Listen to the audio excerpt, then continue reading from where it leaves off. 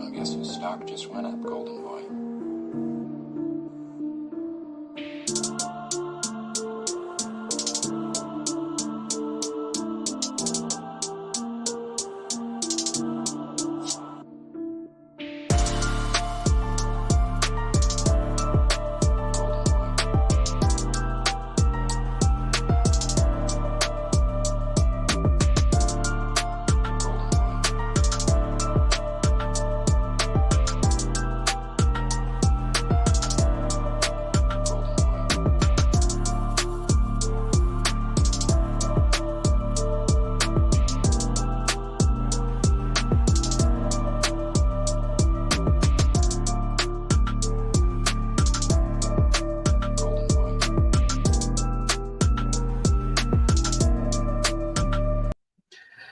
Hello, and welcome back to the Football Corner. Welcome back to the stream. Welcome back to the channel. Another live stream, another show, another video on the channel. And today, my people, today we are going to be doing the match reaction for the phenomenal win. Yeah. The comeback against Luton. Now, as embarrassing as that sounds, I am happy because, listen, we got to see one of the best last-minute goals I've seen in a while. Yeah, one of the best last-minute goals I've seen in a while, man. It meant so much to me and other Arsenal fans. Yeah, man. So, listen, we're going to get right into it. But firstly, like I say before, man, make sure to like the video. Make sure you're subscribing to the channel every single time, making sure you don't miss out on any of the content that we got coming out for you guys. And without further ado, let's begin. But let me just go into a quick comment from Ozan Kabak, who came out earlier. He commented around 6:30, said, I think he did more than break Luton Town's hearts.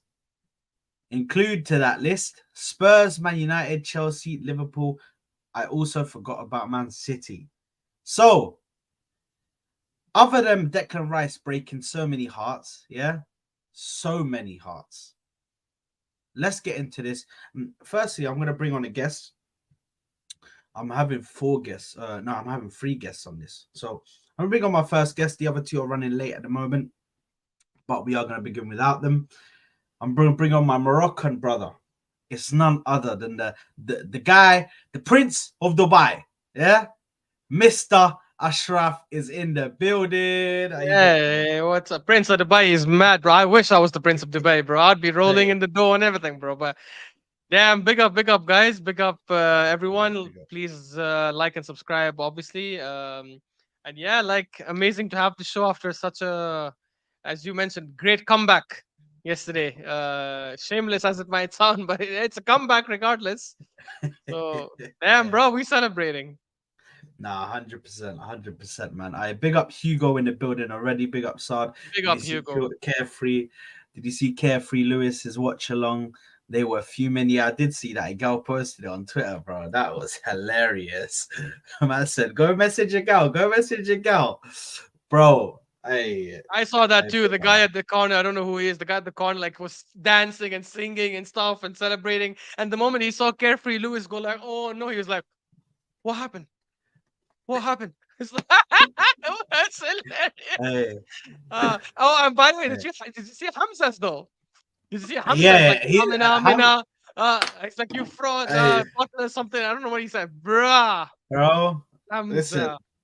Hamza, I'm onto that guy. I'm onto him, bro. I'm onto him. The next stream that I have for the title race stream, bro, I'm onto him, man. I'm onto him. I'm gonna start asking him questions. We're gonna back him up into a corner. We're gonna start questioning him, yeah, like it's detectives, and he's down Okay. for mass murder, bro. We're gonna question him, yeah.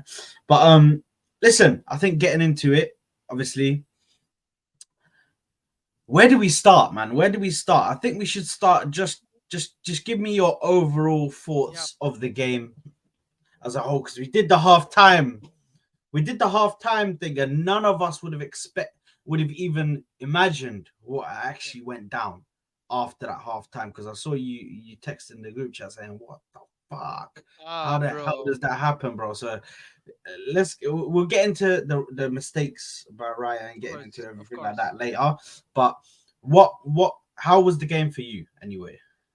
Yeah, I mean, look, for me, we obviously did the halftime as you've mentioned, and I wasn't that upset about the first half. I did say that, like, I think set pieces is where they can hurt us the most, and I thought set pieces is where they can only hurt us from set pieces, and that's why I was saying, like, we need to make sure that these guys don't get a lot of corners second half. We need to make sure they don't get fouls in dangerous positions. And for me, like, I texted in the group as you've mentioned when I said, like, I was annoyed as hell, and I said, like, this is why I said we shouldn't be giving them corners, because I think the corner they scored from, I could be wrong. I remember, I think it was the corner where it came from Ben White's side, and he took too much time to close the guy down, and the guy obviously shot the ball, hit Ben White, and went out.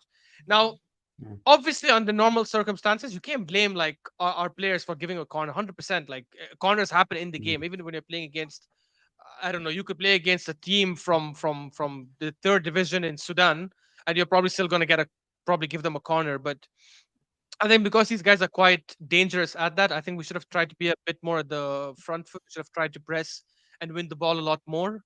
But if I'm being objective, and now that I've obviously calmed down, given that the result has been amazing and stuff, I don't think we played that bad. Like, I've seen a lot of reactions on Twitter everywhere saying that what a horrendous game, your defense has broken down and all that shit. Bro, if you look at it, like, we're gonna analyze the mistakes. I know you said that, but just Mm. to quickly get into it, like the three goals we conceded, two of them are individual blunders by the keeper, right? And the first goal was from a corner where you only have one man to blame, and that's Martinelli, because Martinelli should have been marking his man. So I don't think it was as disastrous as a lot of people are making it seem. Going forward, we literally did what a lot of people have been complaining about, myself included. Right, Mm. we were moving the ball a lot quicker. We were creating proper chances outside the four. So if you ignore Declan Rice's goal, which is the stoppage winner, obviously, the other three goals were all proper clear cut chances that we created ourselves. Mm. Right, it wasn't like a flukish goal or a long range shot or some rebound or something. It was proper clear cut chances that we created. Mm. We had another one that Martinelli had, if you remember, that when Jesus played it to him, Yeah. and he Yeah. shot it with his left foot, and the keeper saved it. We had the header from Kai Havertz that was also saved by the keeper. So Mm. we created like 4 or 5 decent scoring chances this game. So even going forward, I can't really complain that much. And you look at the goals we had. Um, what we have, like, obviously Declan Rice, Odegaard, Havertz, Jesus, Saka, Martinelli. All six of them were involved in the goals that we scored today. Right? Mm. So literally our entire midfield and our entire attack were involved in some way or the other in the 4 goals we scored, plus Ben White, obviously, with the assist.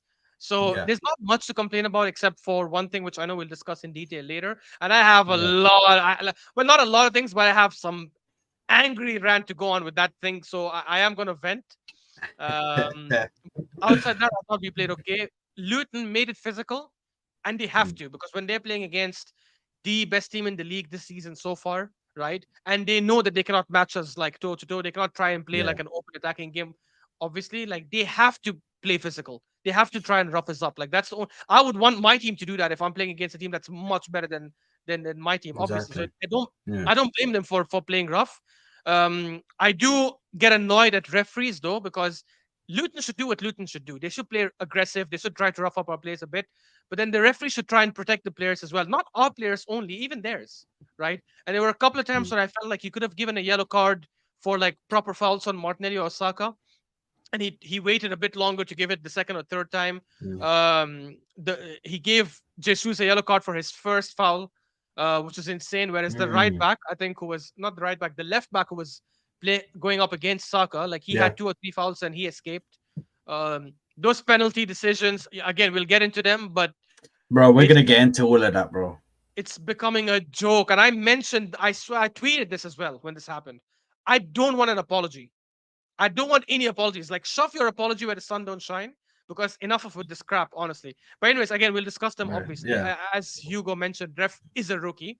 It's the first time I see him ref, by the way. So maybe I've missed him in other Premier League games, Mm. but I've never seen him ref like a Premier League game before. Maybe it's some smaller games or so. But yeah, overall, not bad. I like these late winners. Mm. Um, and I'll let you go in a second, but there is something that I want to discuss later about late winners, because I have seen so many rivals on Twitter, obviously, and I know they have agendas.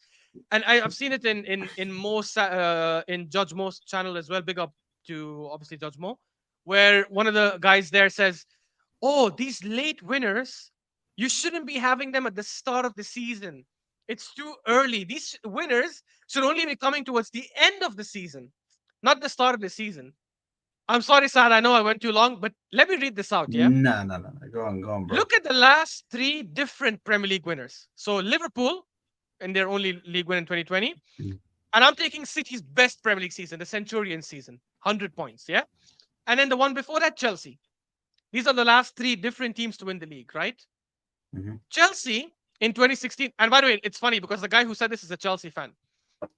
Chelsea in 2016, 2017, when they won the league with Conte, at home against West Ham, right? Not this strong West Ham, it was a weaker West Ham, obviously.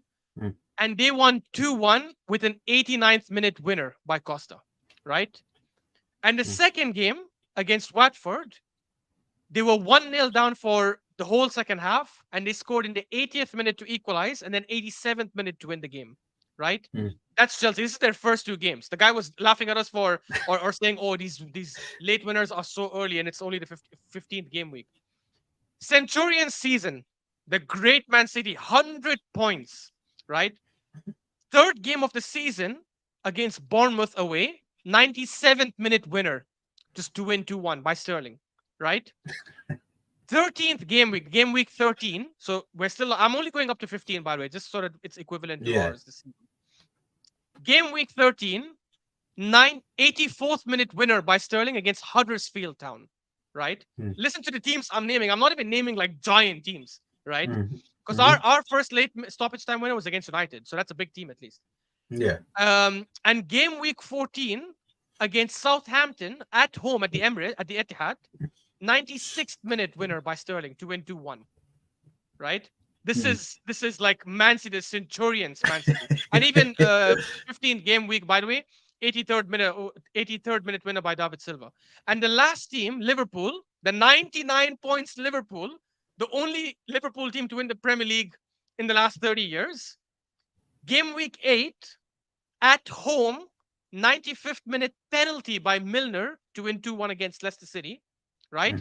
And the 10th game week, not 10th, sorry, it was the 11th game week. They were 1-0 down against Aston Villa. They scored the equalizer in the 87th minute and the winner in the 94th minute, right? And if you want to take it a bit more, game week 13, Crystal Palace, they scored the winner in the 85th minute to win 2-1. So it's okay for these teams to score stoppage time winners in the first 10 to 15 games, right? And they went on to, all three of them went on to be champions that season. But when we have done it twice this season against United and against Luton, oh, these things shouldn't be happening this early. It's too early for these results to be happening now. It needs to be happening in the last 10 games. Yeah, well, when we did it against Bournemouth in the second half last season, we still lost the league. And so people are still screaming, bro. People were still screaming about it. Oh, I celebrated the last minute. It's Bournemouth. You should be winning 5-0 anyways. Bro. People are so reactionary and so stupid with their comments, bro.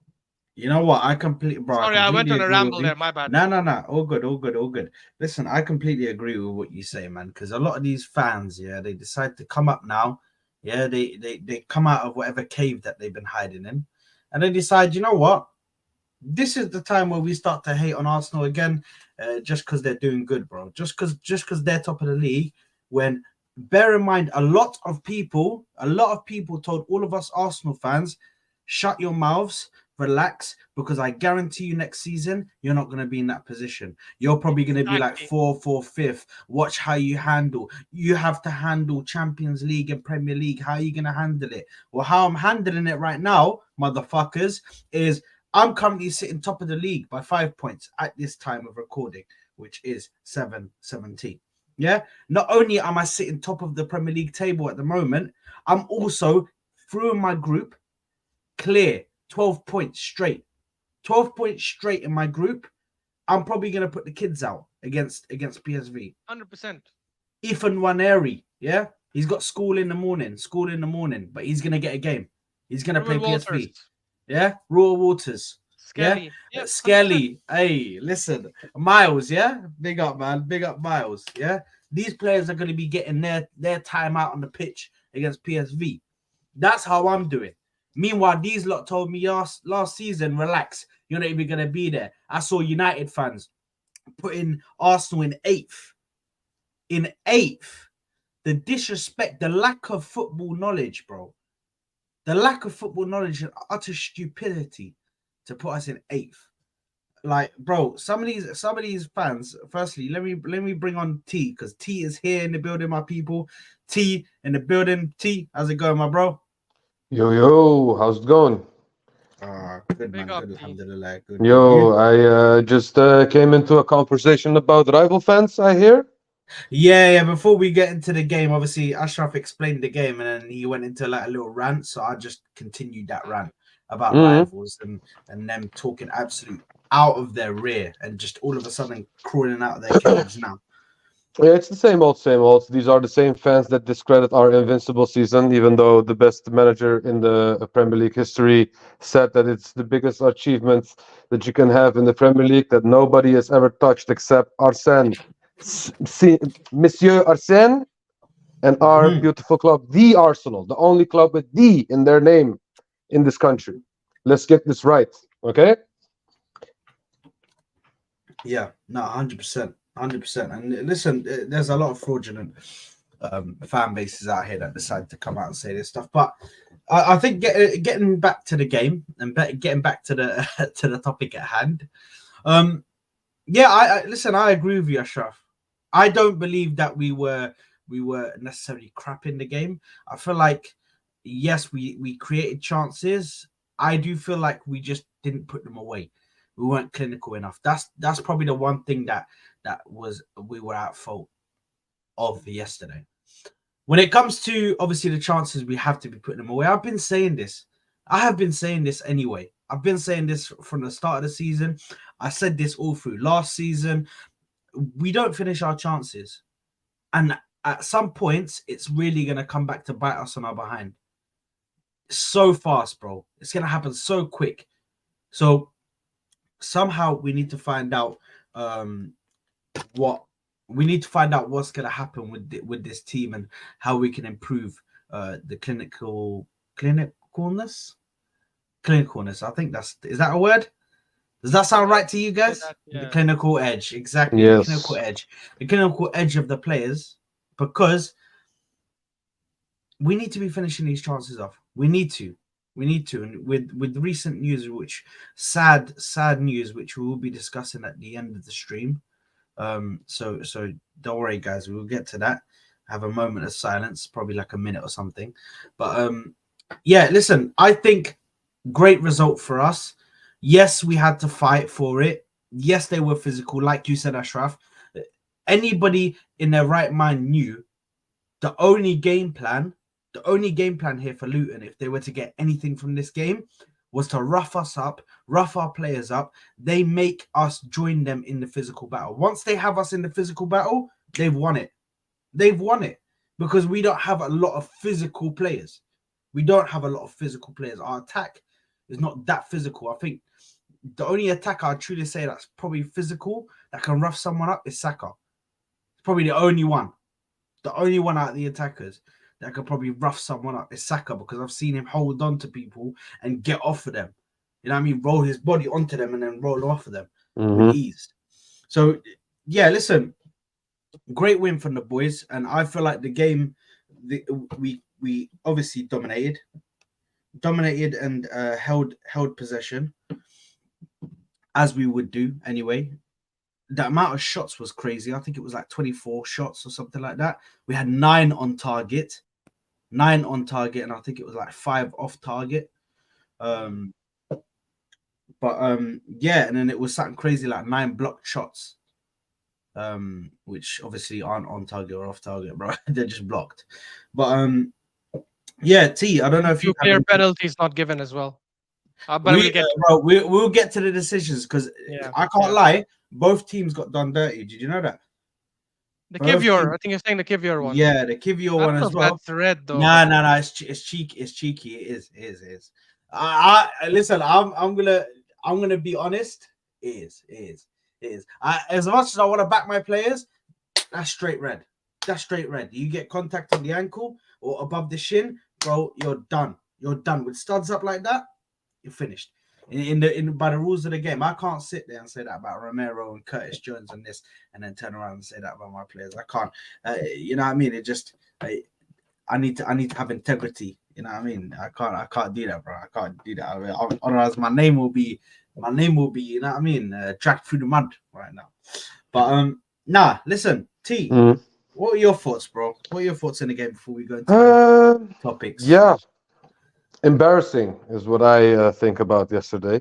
This is the first time Luton scored 3 goals against the club in the Premier League, and it's against us. And I find it embarrassing for a team that is supposed to have the best defense in the league, that I praised countless times. But yeah, I find it embarrassing that we concede 3 goals against Luton. I don't agree with the fact that it was our clinicalness, because at the end of the day we scored 4. It doesn't matter how you look at it. We scored 4. That's a lot. But we conceded too much from a team that isn't even good. Supposed to, you know, a championship side, we called them, and I'm guilty of doing that as well. And conceding 3 against a team like that, I find it embarrassing.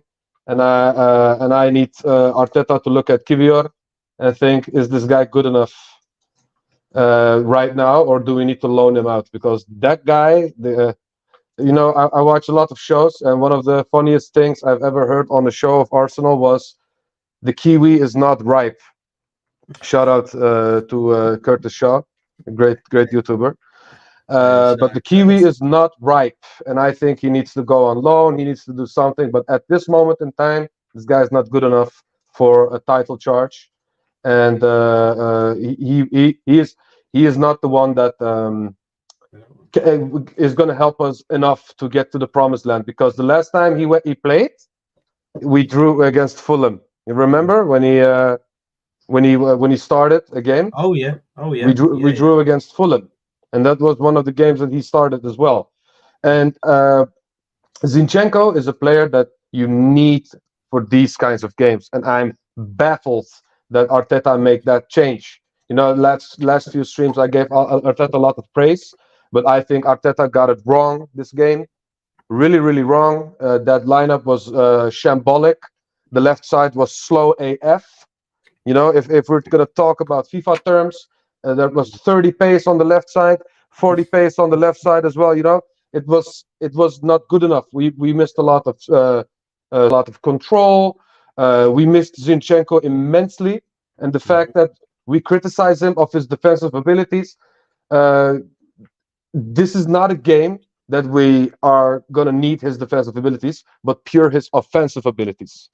And even if that's the case, Arteta took him out. And that's what I found weird, because they're not Luton, with all due respect, are not a team that they don't move trees when it comes to attack, you know? Our defenders should be enough without Kivior. It should have been enough with Zinchenko, because we needed his attack way more. And then the second half, when he put him in, what happened? We won the game.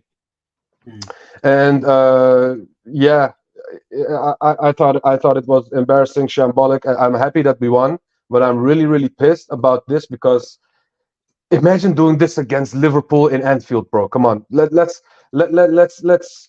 sit and think about what happened right here. This is Luton Town, and that we conceded 3 against, and this is the most they scored in a team against the team in one season.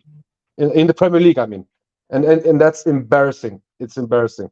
But T, sorry to cut you off, but like I completely get it though. But if, let's say, Raya doesn't make those mistakes and we win 3-1, 4-1, would you have the same opinion? Because I honestly feel the 3 goals we conceded were one person's fault, and I know we'll dissect it later, but I don't think it was a reflection of our defense. The only criticism I have of Kivior and Ben White is that going forward they provide nothing, but defensively they didn't make those kind of mistakes. Like, I didn't see them get done by their wingers and stuff. I don't know. What do you guys think?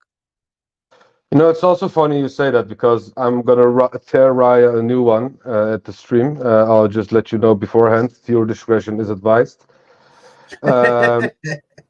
But yeah, you know, if that was the case and we won 4-1 and he didn't make those mistakes, I wouldn't be as mad. But at the end of the day, it happened, and they're all to blame for it, not only Raya. I'm not gonna blame one player for everything. At the end of the day, the shot that Ross Barkley took shouldn't have happened. For example, that shot shouldn't have happened. The I know it's Raya's fault, but that shot shouldn't have happened in the first place. So I don't want to put the blame completely on him because it's a group effort at the end of the day, and that was also a collective fault instead of only Raya's fault. What about the second goal? The second goal was shambolic. That was shambolic. I'm not gonna defend Raya. That was definitely Raya's fault.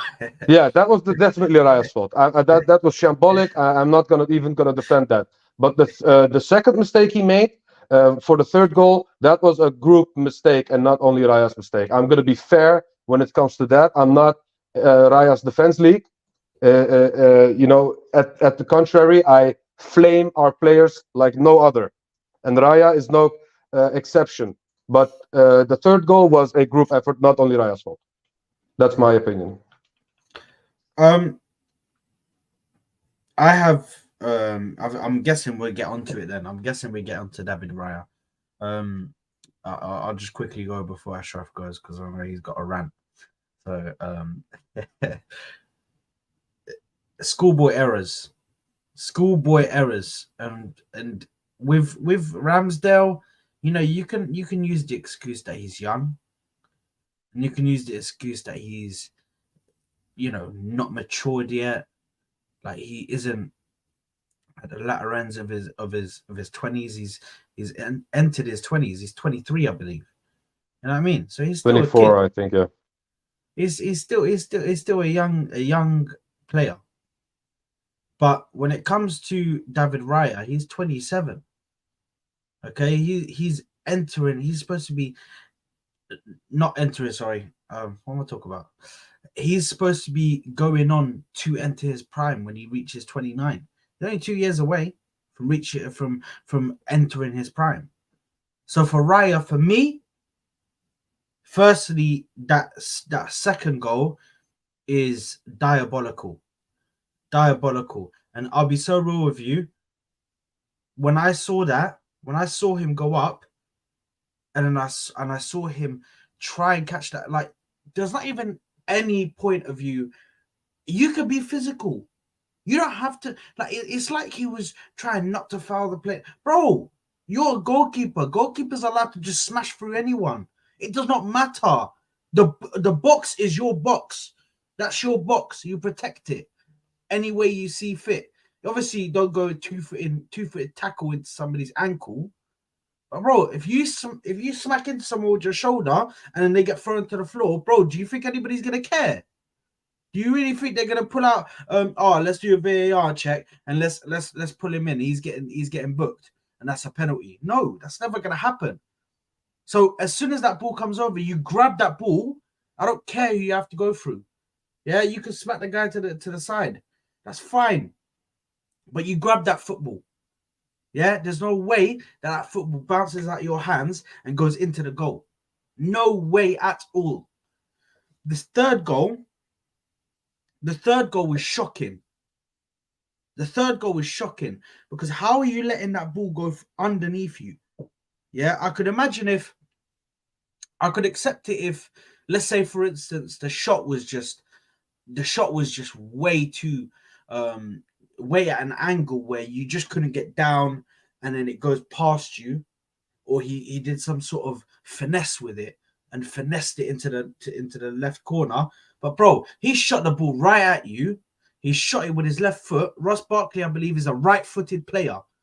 Yeah. So he's shooting with his left foot, his weak foot, and you're still not able to save that. That is a poor shot. Mistake. It wasn't a great shot. It was not. He didn't get proper contact on it at speed, which warrants you to falter there. Yeah. So for me, David Raya cost us this game, cost us massively in this game. and obviously we'll get into other people who made mistakes, obviously. But David Raya solely for those two goals, those were his fault. Like I agree with you on most things, bro. But on this one, I have to blame him for both goals because even Mm-hmm. the third goal. Shall I tell you why I blame him for the third goal? Mm-hmm. Because even if the centre backs don't get to him or the right back doesn't get to him, my goalkeeper, that's the last line of defense. That's the last line. Oh my goodness, Sheffield nearly just scored. That's the last line of defense. Yeah, the last line. He is literally what's between the goal and them scoring. Yeah, so he is your final chance at not letting a goal in. If the defense fails, I expect him to be big. Why do we say that Liverpool are safe in the back at times? Why do we say Liverpool are safe at the back at times? Because Allison. even when their defense fails, Allison is the last line of defense. Allison will save the most times because he'll make saves. Yeah, one-on-ones. If that shot went past and Ross Barkley shot that at Allison, bro, 9 times out of 10 he's saving that. Maybe the odd 100%. one occasion he might not save it. Raya, rookie mistake, man. Rookie mistake. I'm gonna let Ashraf go because I know we got time and we Bro, need to. You said maybe one time. I think 0 out of 10 times Allison lets that get in. Maybe Yeah. Ederson. Yes, I've seen him. He's not the best shot stopper compared to Allison. Here's a funny thing. De Gea saves that because De Gea, one thing he was known for is saving with his feet, right? Yep. Because that kind of ball, when it comes to it, if you cannot get down that quickly, and you know what, it's Raya is not that tall. Raya is like what 183 or something like that. Bro, he's So five he's foot eleven, bro. exactly. So shot keepers can actually get down quicker, and even he couldn't get down quick enough. And I don't blame him for that. But then why not use your legs? I don't understand. You don't have to hold the ball. If it's coming Yeah. from that side, clear it with your leg, and you'll be fine. And this is the thing, yeah. This is what annoyed the hell out of me. I still stand, yeah, yeah. I still stand by what I said from the beginning, yeah. I don't think we played that bad. I think if you exclude Raya's mistakes, right, Raya's blunders this game, we actually had a very good game because going forward, we created chances, which was one of our biggest complaints this season. We out of the 4 goals we scored, 3 were clear-cut chance creations, right? And even the fourth goal, the Declan Rice scored, was a beautiful cross from Odegaard. And the other 3 goals we scored were all proper chances that we created from our own play, right? And as I said, I mentioned 2, 3 other chances as well that we had outside the goals that we scored. And defensively, all of Luton's 3 goals. The first one, corner, Martinelli doesn't mark his man. Okay, fair enough. It happens, right?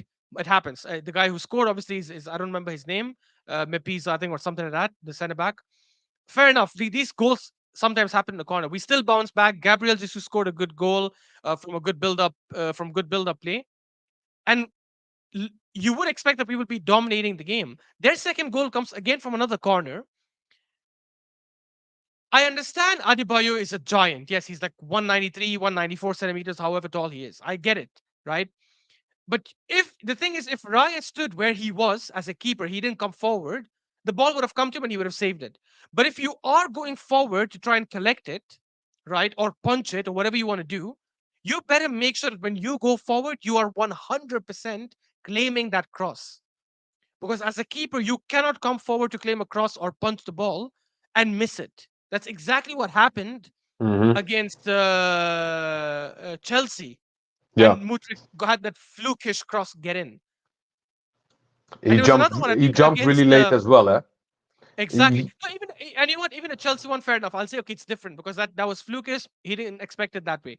The Sevilla one, when the cross came from the right and he came out to punch it and he punched it backwards. If you're not 100% confident you're going to get it, stay in your damn line. Because Adebayo's header, the first goal that they scored, the corner, that header was good. Fair enough. Poor marking from Martinelli, I get it, but the header itself was in a very good direction. Even though Raya went diving to try and get it, he couldn't get it. Fair enough. I understand that part. It's 100% not on him. But the second header wasn't a great header. It was straight in the middle. Literally, had the keeper not come forward, he would have got it. But if you want to go forward, you better make sure you cross it. What the hell is someone, even though he's quite tall, you're allowed to use your arms and he still out jumped your own hands. He still out jumped your own hands. And this is a keeper that's apparently supposed to be really good at coming and collecting crosses and coming and punching the ball and coming and collecting these balls from like aerial threats. Hmm. And that second one, I'm sorry, was criminal. I don't remember who was at Barkley who was close to him. Was it Ben White? Maybe Ben Markham. White, I'm not yeah. sure. Hmm. Fair enough. Again, some people might say Ben White should have closed them a bit quicker, but again, when I look at that shot with Barkley's left foot, it didn't look like the greatest shot. And the moment I saw it leave his leg, I'm like, easy save. And I suddenly just see it slipping in. I was like, what the hell happened? I had to watch the replay 2, 3 times to see, like, I'm like, did it go through Raya's legs or something? Because sometimes keepers like open their legs to try and block the angles, and then the ball goes through their legs, and some you can't save it all the time. Hmm. Ball went under this guy. Like, are you daft? And Yeah. here's the thing that annoys me the most about this, yeah. And I tweeted this as well. Arteta, you spoke a big game when you went and got Raya, and you said how many times I wish I could substitute, bring a keeper in the 85th minute or a 65th minute or whatever it was, and I couldn't do it. I was not brave enough. Yesterday was a perfect game for you to take out Raya Hmm. because two blunders literally had us 3-2 down. So why didn't you do it yesterday? Why didn't you practice what you preached? We all know that's just bullshit. We all know he was just saying it for the cameras, for the media, and all that stuff. We know the moment he got Raya, he had some issue with Ramsdale. Maybe it's something with training. Maybe Ramsdale doesn't follow instructions. I don't know what it is. We knew Raya clearly came to be his number one favorite and to be the starter. But then don't come out and say that crap in the media. And you kept saying as well, because I think he was asked, was it this season or last season, about certain positions or whatever. He's like, no player is safe. Everyone is going to fight for his position. Nobody's guaranteed a spot. There's been many incidents this season when Raya has had shaky moments, and in some of them he cost us games. I think the Chelsea one, obviously he cost us with that Mudryk one, and then the Lens, the first game that we lost 2-1, when he gave away that long ball to which was intercepted by Lens and they scored from it. Hmm. And then even against Man City, I know we won that game, but he gave away the ball to Alvarez. Why didn't you drop him? What happened to competition? You're coming out in the media saying, "Oh, I want Ramsdale." When he was asked about links and stuff with other teams, no, no, no, we want Aaron with us. You want him with us. He's been keeper of the season last year and Premier League team of the season, and you're saying after all these mistakes, you cannot start him. I'm sorry, that's ridiculous, bro. I don't understand that. Hmm. He was like, But he was so pissed off when he was asked that question. Sorry, T, like I'll just end it now. hmm. When he was asked that question after the Brentford game, remember that interviewer Saad, you saw that thing, right? When she asked him Mhm. about Ramsdale, and he ignored Ramsdale. He's like, yeah, yeah. He started speaking about the team. Yeah. You were so annoyed because Ramsdale made those mistakes, which didn't cost us goals, by the way, and he kept a clean sheet. I need to see that same energy right now for Raya.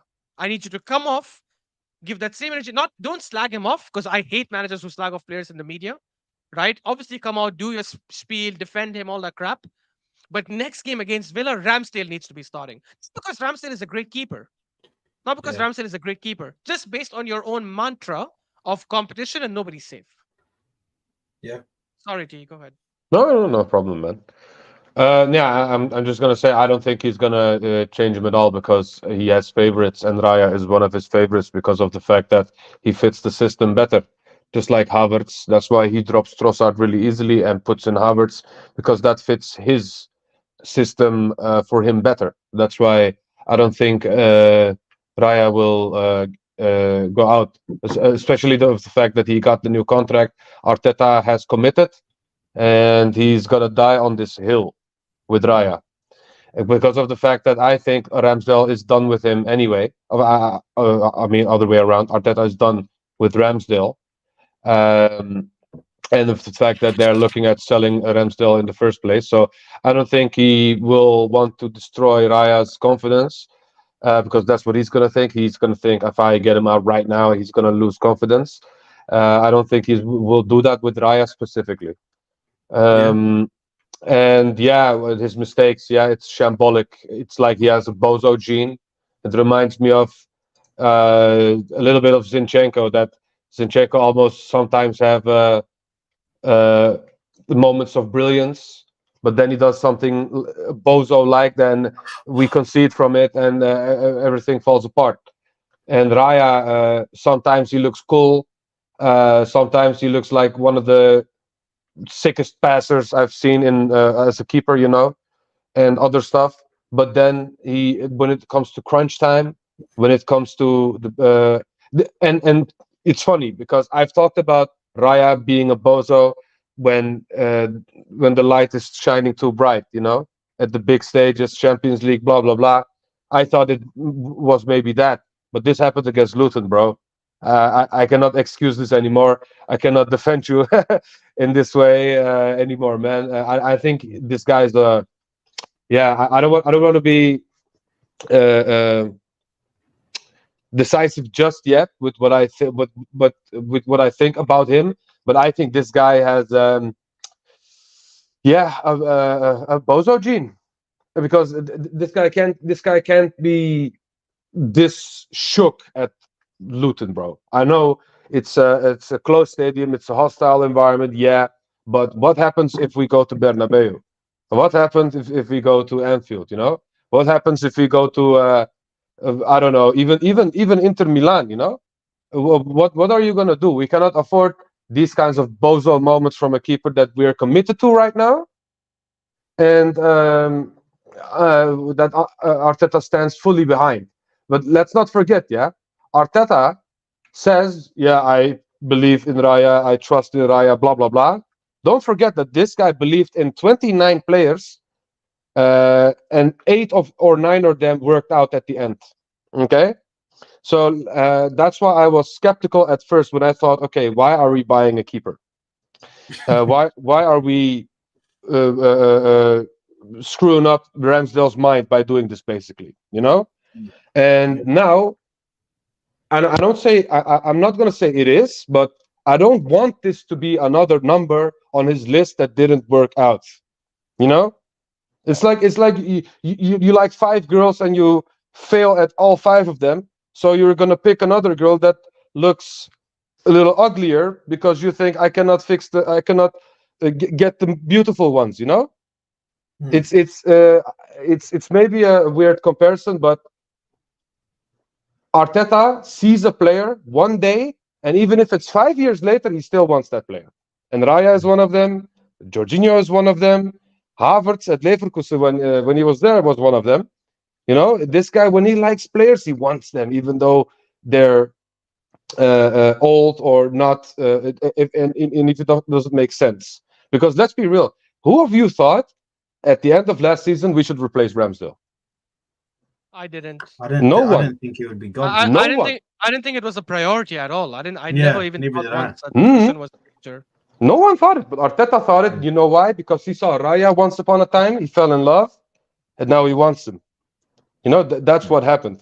The same happened with Jorginho, and trust me, Jorginho is going to get another contract as well. Quote me on this. That guy is going to get a 1-year extension, because when Arteta likes you, you're in. That's why Eddie gets the 100K. That's why Reece Nelson gets the 100K. And El Neni, that's why El Neni got a contract extension when he was injured. Yes, when he was injured, yes, as well. And that's why I say Arteta is biased, and this bias of him could one day come to bite us in the behind, because I don't think Raya is a world beater like that.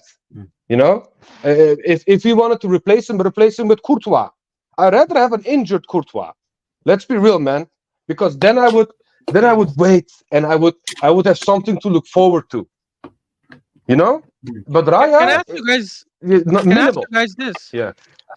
Like, maybe it's my own, because I'm just fuming with this. Like, now I was honestly so happy and mellow, and the moment I started speaking about it, I started fuming again. But like, maybe it just so I'm unbiased.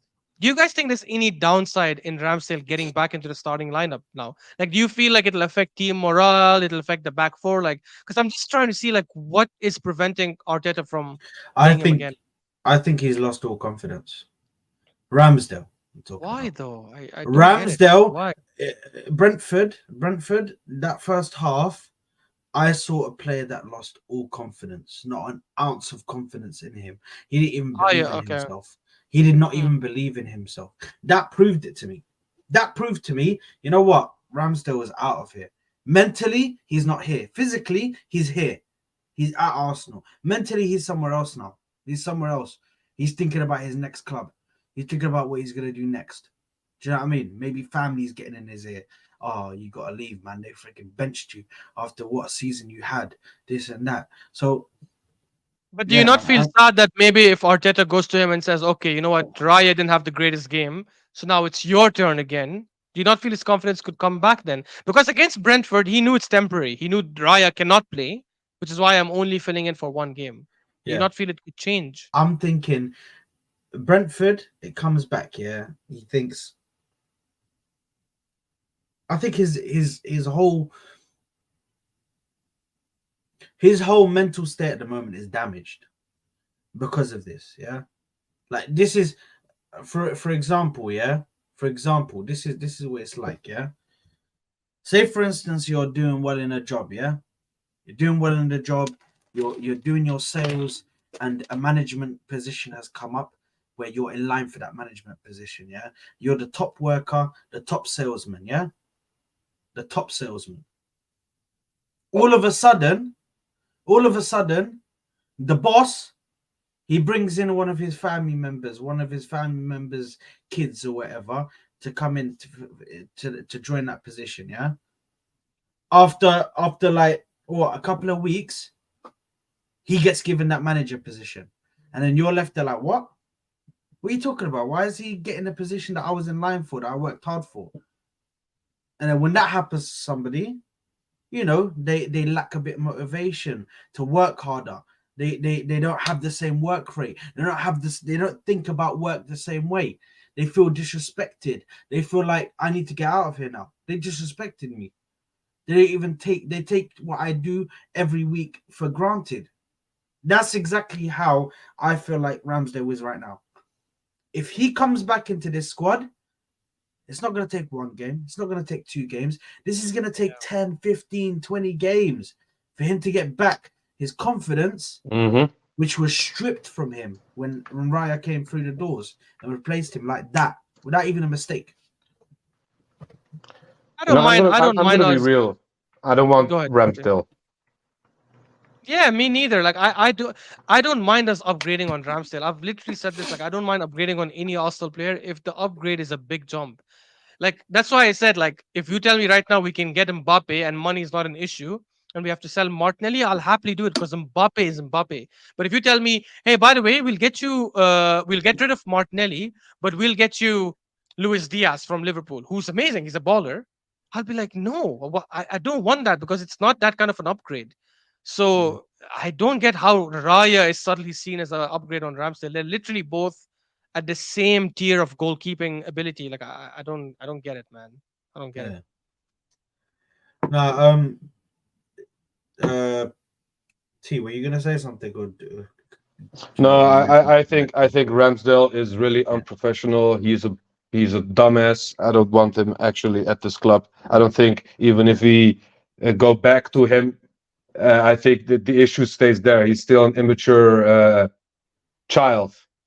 You know, he did the same to Leno, and now he cries when Raya does it to him. You know, it's. I don't know. I don't think we want that kind of headache at our club, to be honest. I'm all for an upgrade to Ramsdale, but I'm just sad that it's Raya, you know, because Raya, yeah, I told you before, the difference is minimal. If we're going to compare them at percentages, Ramsdale is 70%. This guy is maybe 73%. The difference is that small for me, you know. Yeah, it's a shame.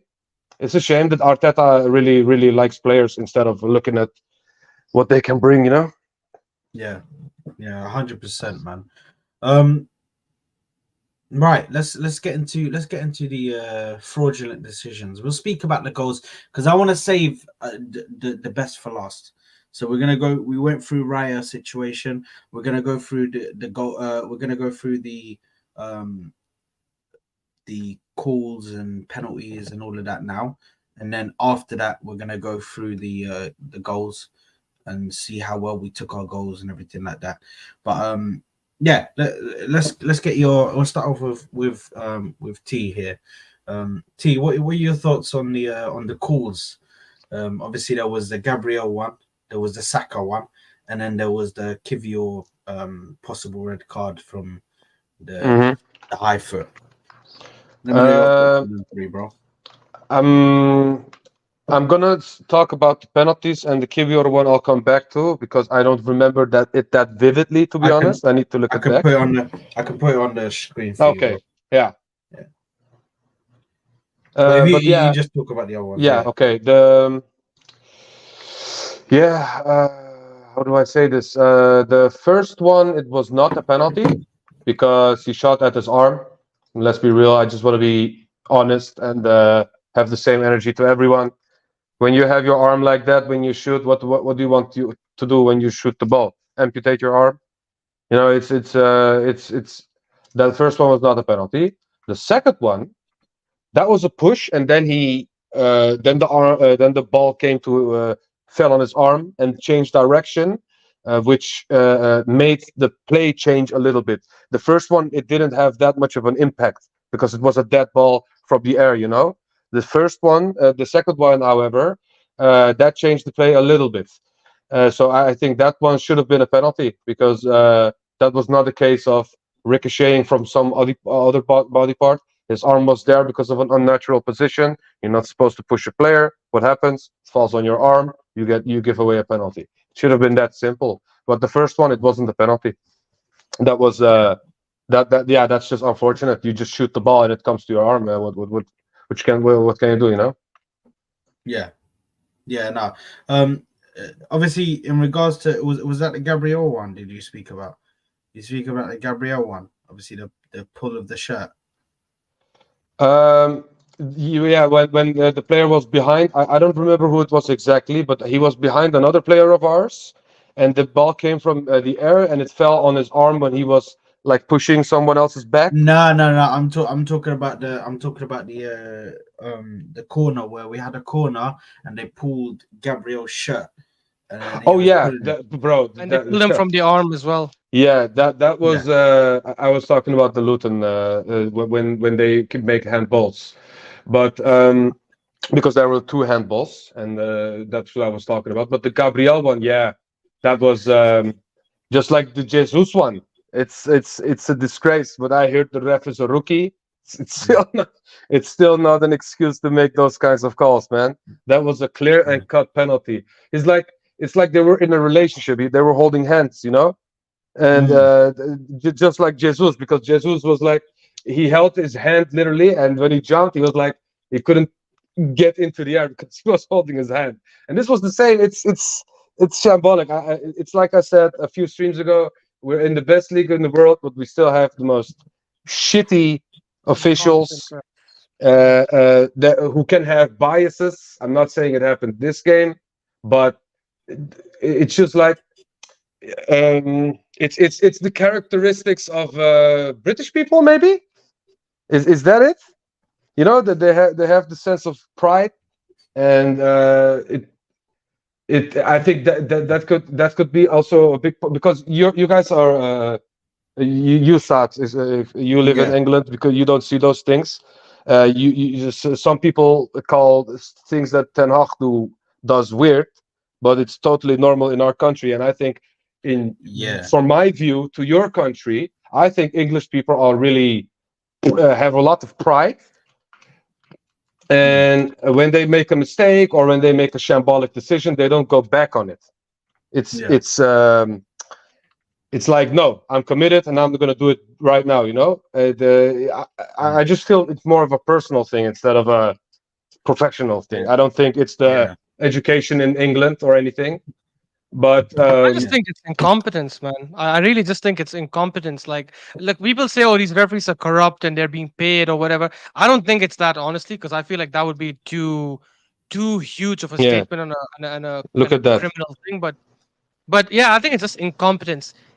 A referee missing this in the game is normal. Fair enough. Crowded area, you didn't see it.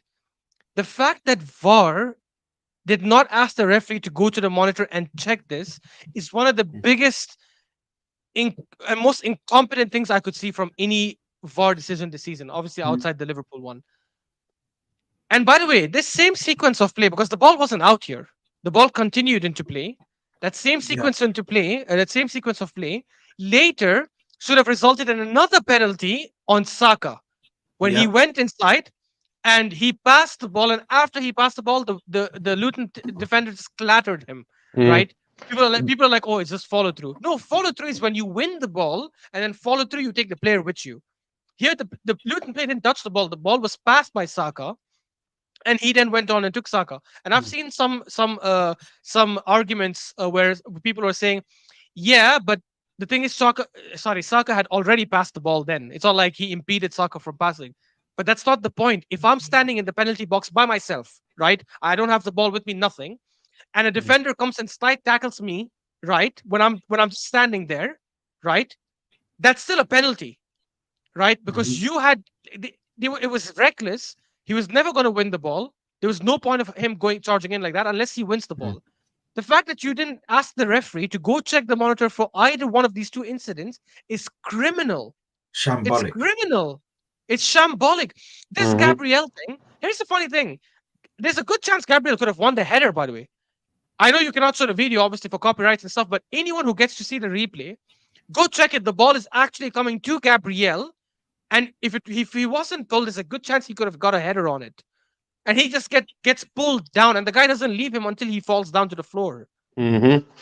Why did you give the Haaland one in City Chelsea? Mm. Why the hell was that given by the United City as well? United City. Why the Rodri. hell was that given? Rodri and Hoyland. Oh my god.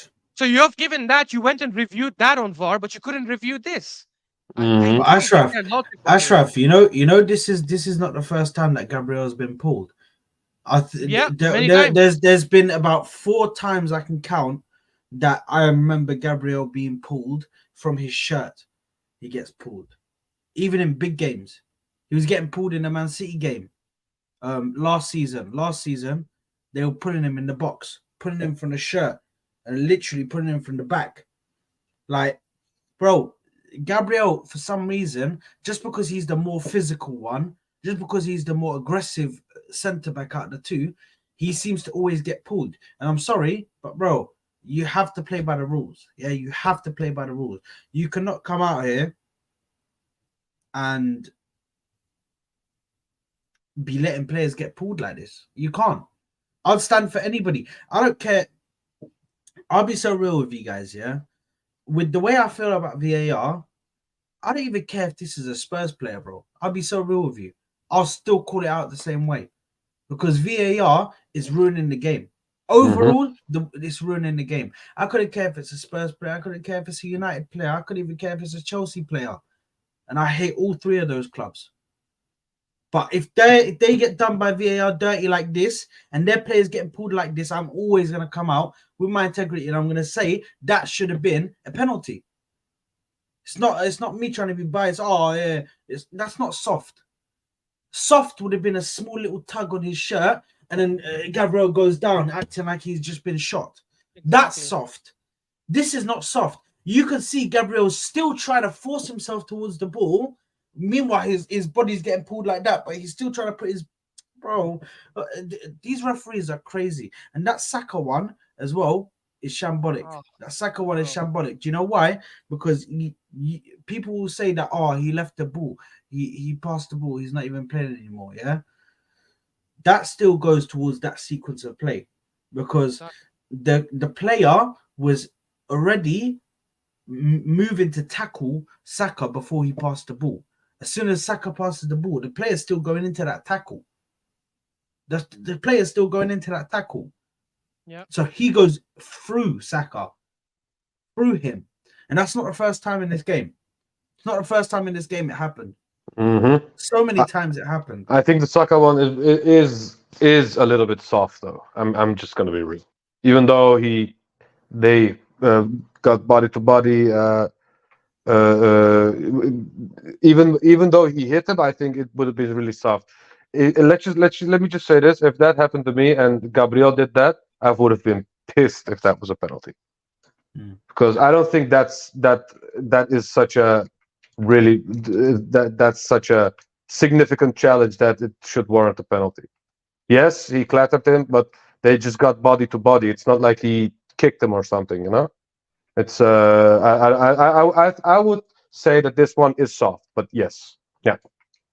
I would And we agree with just you, got T. Only I would agree with you, T. Only if there was consistency there, right? And the problem is that there isn't, because we have seen those kind of ones given, whether it's against us, whether it's for us, bring whether it it's for someone else. We have seen it given against us and for us, like, sorry, against us and against other teams as well before. And this is not me trying to be biased. Even if it happens to Tottenham or City Hmm. or Liverpool or United, I would be saying the same thing. There has to be Yeah, consistency. If that yeah. tackle is I'm deemed just okay, speaking then it has to be okay objectively for speaking. everyone. Yeah, that's fair. That's fair. But the Gabriel one is absolutely criminal, bro. The Yeah. Gabriel one is criminal. Yeah, bro, look at his face. He's like, that's the face you make when you push your power to do something. You know, bro. the player. He just You pulls can him like he's like taking a shit.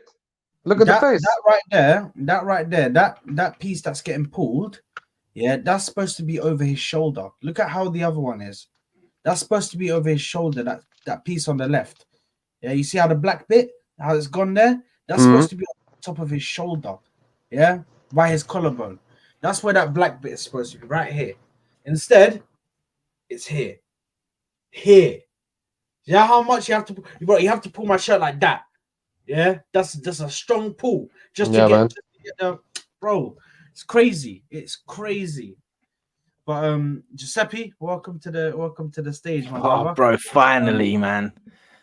Jeez.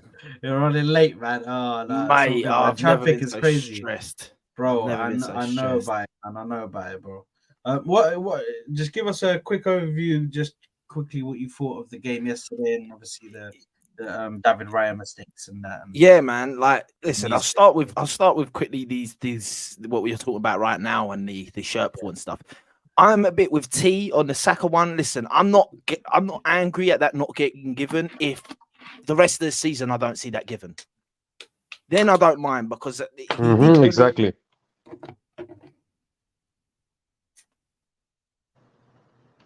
Is he frozen for me? Is it just me? Yeah, No, Yeah, he's frozen frozen. for me as well. Oh, No, okay. he's back. frozen. He's Yeah, back. he's back. Yeah, He's you're back. back. Yeah, You're yeah, back. yeah. You're back. You're back. Cool, You're yeah, back. You're yeah. back. You're I back. don't know what happened there, but let me make sure my Wi-Fi's off on my phone. Yeah, so for me, the Saka one is what it is, you know. Yeah. The problem is that Gabriel one is absolutely, as I said, criminal. And the problem is we won the game. Well, it's not a problem, but because we won the game, this is not being highlighted at all by pundits, by anyone. This was abysmal. Yeah, and do you know what it is? They didn't even look at this. They did not. I'm telling you now, VAR did not even look at this, because Mhm. the game went on for so long after. And this tells me that next time, if I'm a team, when something like that happens, you've got to boot the ball out straight away and then run to the ref and say, that's just happened. That's just happened. Otherwise, they're just the game went on because the ball didn't go off another. The next time the ball went off was actually the Saka challenge. Yeah. That was the next time the ball was actually out of play. So then they were checking the Saka one, and I don't think they checked this one. The TV showed it, like the replay, but they didn't. There was never a penalty. They never showed like a penalty check, and they're changing the angles of the shirt pull to see. We saw none of that. So I don't even think they checked it. It's abysmal. Like, the problem is, yeah, when you're seeing this not get given, you see the one on Gabriel at the other end against Newcastle not getting given. Now, hold on, you're telling us whenever we're in the box now, we could just tear the other team's tops off and not 100%. get in trouble for it. That guy got man of the match. That guy that pulled his shirt. Yeah. For me, that's nuts, because he shouldn't even like that.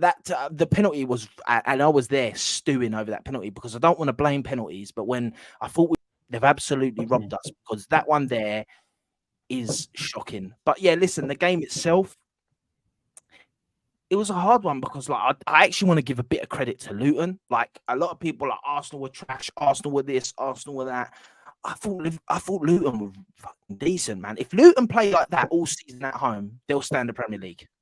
I generally believe if they can stay and play like that. Listen, yes, they lost the game in the dying embers, but they've lost it to one of the best teams in the league. Let's be real. We get loads of late goals as well.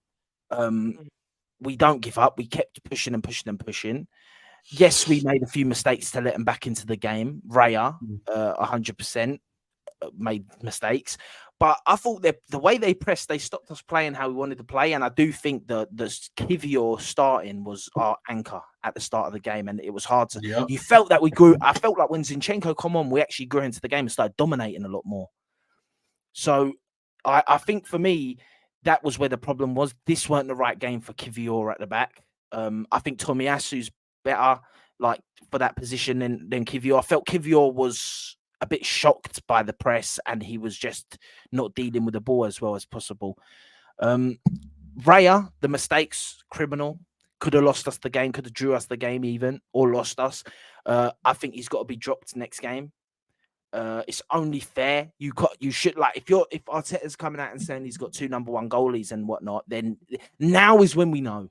In my opinion, now next game against Aston Villa, we get the truth and we get the final result of if they are 2 number 1s or if Raya is the number 1 keeper. Because if Raya starts the next game, Raya's the number 1 keeper. Because you can't have a worse performance than that, in my opinion. 2 goals, his fault. Yeah, we won the game, so we got away with it. But 2 goals being your fault for me means you have to be dropped. If you've actually got if you're actually saying there's 2 men battling for the position, you have to be dropped for that. It's not like it's hiring back up to him, and you'll be like, oh, Ray is the number 1, 100%. We're not going to drop him just for a few mistakes. So it's got to be Ramsdale that comes in. But I don't think Ramsdale. I have a feeling Ramsdale won't come in. But we'll see. We've also now got Arteta ban from the next game. He's not there for the Aston Villa game. I think that's shocking. Ridiculous. I think that's shocking. I think they've, and I'm not going to lie to you, 1,000,000%. That's because he called out the referees. 1,000,000%. I have seen De Zerbi, Klopp, Pep Guardiola running up the touchline when Conte, when he was in the league, all running up the touchline. You've scored an 97th minute winner. How is that a yellow card? What is going on? Like, and they done it so slimy and so sly that they didn't really show you him getting a yellow card and that. It's after that it's all come out that he's got. They didn't want to make it the talking point. Yeah, they didn't want to make it a talking point because they knew that it's a poor decision. In my opinion, a poor decision. What do they want? I watched Pep Guardiola on the floor. Yeah, I don't like, they'll say because he was at his technical box maybe, but Pep Guardiola. See, listen. Pochettino run on the pitch screaming in the ref's face after the Chelsea game, right? And he got no punishment for that. Haaland screamed in the player's face and he's escaped punishment. So he didn't even get yellow carded for that. There weren't even an after the game yellow card for that. He didn't get nothing. It's nuts. It's absolutely abysmal. And Arteta now as a manager, I feel like he's got that Xhaka treatment now. Whereas it's like if someone else does that, it's not that bad. But if Xhaka does that, that's a card. Exactly. Yeah, and I feel like Arteta's now been painted with that brush. Listen, as I say, I've seen Klopp. Recently, I see De Zerbi running up the pitch, celebrating with his players. He was with the players by the corner flag. He didn't get carded. So listen, against Aston Villa, we ain't got the manager. I don't know if that's going to be a positive for a negative for us or not, or if we're just going to get on with it. The Luton game was what it was. It was an amazing feeling for us. Not that we want to have games like that, but I know you guys probably the same as me. That feeling of relief and happiness, it was, you couldn't. And I'm not going to lie, when it first happened, I thought it was Havertz. I'm sure the commentator said Havertz's name first before he said Rice. Because I thought it was Havertz, and I was about to say, "Oh my God, Havertz has won us another game," and it's nuts. But even though, to be fair to Havertz, I will say I thought he was one of the better players. Amazing. I think he was our best midfielder. Yeah, I think he was one of the best players on the pitch. He was winning stuff in the air. Sorry, T. No problem. He was winning stuff in the air. He was bringing the ball forward. He basically got us 2 goals because, in my opinion, he scored the goal. Obviously, the equaliser, huge goal for us to get. Because 100%. At the end of the day, we've just conceded, and a couple minutes later, we've scored. That's huge. And also the Jesus goal, people won't realise he drew both man front post. He gave Jesus that. If his move gave Jesus that space to get the goal, and I'm feeling like these are the things that Arteta see in him and identified in him when wanting to sign him. I'm not here saying that he's going to be worth 65 million. But he's already better than Richarlison. He's a better signing already than Richarlison. He's a better signing than... Like, I'm not going to lie to you. He gets a lot of stick from our fans and all fans. He's got better stats than Szoboszlai. Like, not to say he's a better player than Szoboszlai. I'm never saying that. But you've got to start looking at it. And they're not just any goals. They're not just he scores the 4th goal against Bournemouth when we win 4-0. No, he scored a winner. He scored an equaliser. And the other goal he scored was the penalty. That one was one where you could say that's a sympathy goal, and that. But the other two, and you can start to see the confidence in him. And I think he's going to be a squad player. But yeah, man, I'm not happy with the performance. But going to Villa, I think it's not a bad result to get. Like the way we got it, going to Villa, we're going to be gassed now. Hopefully, I know they've got Matty Cash, Digne, and Douglas Luiz all on 4 yellow cards. Yeah, like, I'm not even saying that. But I don't like wishing this stuff. But like Douglas Luiz, that's the guy we want to get booked. Like we need Douglas Luiz to get booked today because he's gone. You know. Just quickly speaking, just on that Mikel Arteta thing, when he didn't get when he didn't get sanctioned or anything like that, I knew they were going to get it back in blood. I knew already they were going to get it back in blood. This is back in blood. No, but the decision is not out yet. He could still get charged. He could still get banned extra. I'm telling you, they're waiting for like the Liverpool game or something, and they'll announce it 2 days before. Oh, by the way, we've decided what his charge is: 3-game touchline ban. 3-game ban. Yeah. Because they haven't announced it yet. They're still pending. It's still pending decision apparently. If they do that, that's disgusting. If they do that, then I believe that if it's evident that they've done it right before a title game, like a title, not a title decider, it won't be a decider yet, but like us and Liverpool, and title influencing game. I think that's disgusting. I think that like you got to give him the ban. So you've either got to give him it straight away after it's done, or you don't give him it at all. What investigation, bro? What investigation do they need? Exactly. Pisses me off. He said what he said. You know or you don't know what you're going to do to him. And the second they open, the problem is the second they open that can of worms, why has Pochettino not been thinking? Why has Haaland not been in trouble? Like, what is going on? The problem is you can't say nothing because they're the law. It's like the police. Like, let's be honest. How many times do the police do this corrupt sort of thing and label certain people? Yeah, I've got a lot of mates, right? I see it with my own eyes, bro. I see it with my own eyes. I got mates from Nigeria. I got mates from Jamaica, and I see it with my own eyes with people being labelled in certain ways, right? And you're like, bro, like really? Like times where we've been together and whatever. I won't go into it. But this is what sort of happens, and they do it in football, but you can't say nothing because guess what? They're the law. At the end of the day, you can't say nothing. What can you say to the police? Because everything will get brushed under the rug. You won't get them in trouble because they can't get in trouble. And that's what's happening. Honestly, man, I'm so angry about that yellow card because I think it's such a scummy way to give someone a yellow card and make it the next game. It's so scummy. But you know, just quickly before we move on, I just wanted to show you guys this, just so you guys can give me. So that's the actual tackle that Kivior made. So Saad, I didn't want to say this at the time because I wanted to make sure I review it to confirm. But wasn't that after he took the shot? Wasn't that when he took the shot and then was it Townsend? I can't remember who it was. So he went into the tackle to block the shot, and obviously like he missed it, and Kivior then did this. This is never a red for me. Because unlike the Curtis Jones one, the Curtis Jones, you could say it's dangerous because both of them went for a tackle, right? And yes, Curtis Jones' foot slipped on the ball and hit him, fair enough. By the letter of the law, you could say that's a red card because if you're going for a tackle on a 50-50 ball, you shouldn't put your studs up like that. You should be a bit careful, try to win it by toe poking it. Here, Kivior took a shot completely, and after he took the shot, his studs landed on that. How could that ever be a red? Like, that makes no sense. Never. Martinelli did this. Martinelli did this on Trent last season. He took a cross, and after he crossed the ball, his studs landed on the ankle, on like the shin of Arnold, and they ripped it in. They're like, yeah, it's not. Yeah, no. For me, I can't lie. I think it's a red card. Just because of the chat. No matter what happens, no matter if the player is still endangering the player. Do you know what I mean? It's still endangering a player. no matter what happens, even if the player hasn't gone in for a ball, they weren't going in for a tackle together or anything like that, that's still endangering a player. His legs there, How so, though? and it, because you got he's so there. Mhm. He is he gone in to tackle him No, from it that is shot? not a tackle. No, That's what I'm no, saying. It's that's no. here's the Give thing. your shot the ball. Yeah, you got to watch it in context. The thing is, yeah, look at it like this, bro. Do you know what this is like? Imagine you're running down the wing, and I'm a defender, and I'm looking at you run down the wing, and then you tap the ball past me, and then you tap the ball forward, and then I stand in front of your path, and then you run into me.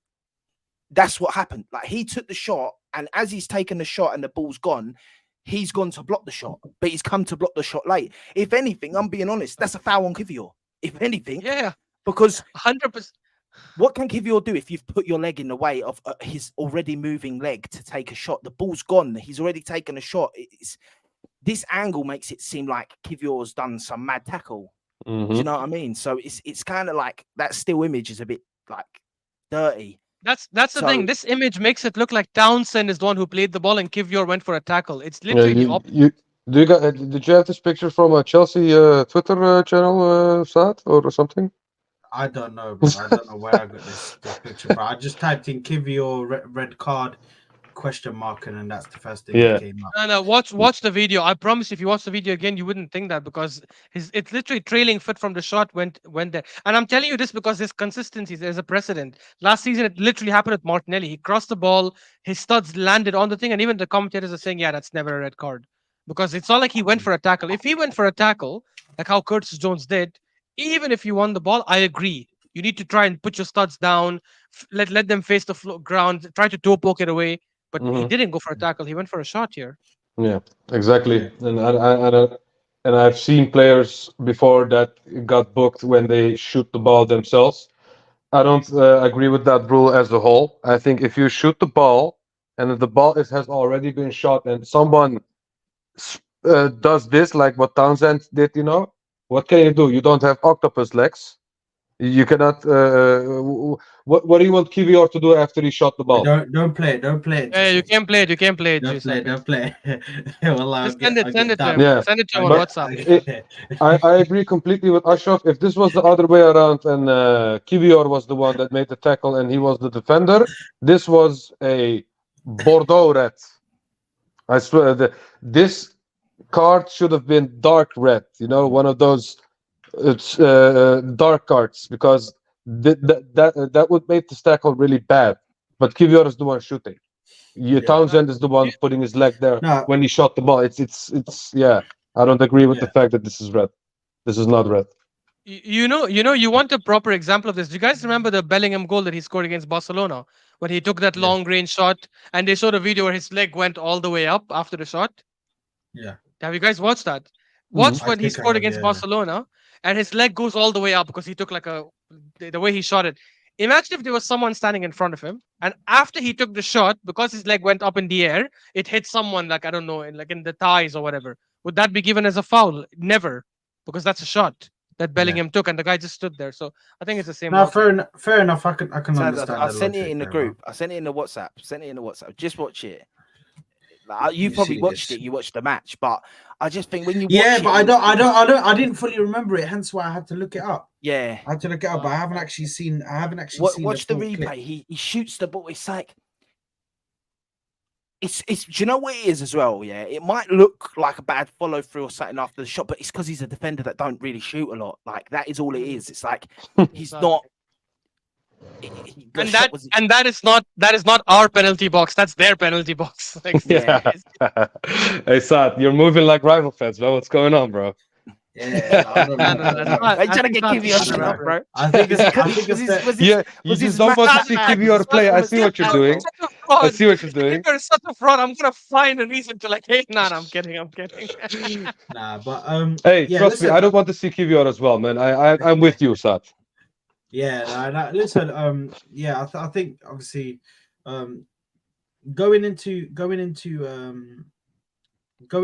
the goals, because we do need to wrap up. I believe the Man City game has started. I feel the goals. They got I saw that, bro. I saw that. Gutted. Oh, come on, But, Sheffield United, man. Trent with an assist. What's his name? The goals. Yeah, Gabriel Jesus, Martinelli. Martinelli, Kai Havertz, and Kai Havertz loves these like goals. Stamina, mina, Yeah, waka, no. waka, Waka, 60 60 million. million down the drain. Kai Havertz Kai scores Havertz again. scores Now the again. song is fitting, because he scored again, He's always in the right place. Yeah, isn't he? yeah. He always seems to be in the Yeah. right place. Yeah. Yeah. I Listen, like that little yesterday- shot that he does, bro. Bro, it's the third goal he scores. The second goal he scores like that, where he just Like that, goes yeah. in front of goal and he hits it that way. It's But that mad, shows but, positioning, because a lot of people will be Yeah, like, "Oh, he's just tapping it in all the time," and I'm like, "No, bro, that's positioning. There's a reason why you can't criticize Haaland and call him a tapping merchant. You just can't, Nah. because 100%. Haaland's positioning, Yeah. for him to get into that position, for it to be a tapping. Brilliant.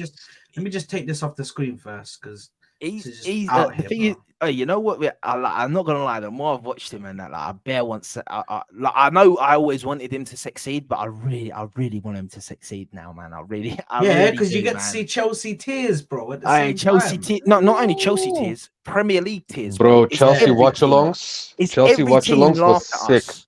Yeah, let's watch this. Let's look at this. Yeah, Bear Man laughing. He's been better than Mason Mount. Mm-hmm. No one's talking about why is Havertz still getting cussed down, and no one's saying anything about Mason Mount. Because we're fucking massive, mate. What about Enzo Yeah, Fernandez? Massive. I think Enzo. Yeah, Ramos Guys, you is nice. realize I'm I know per se though.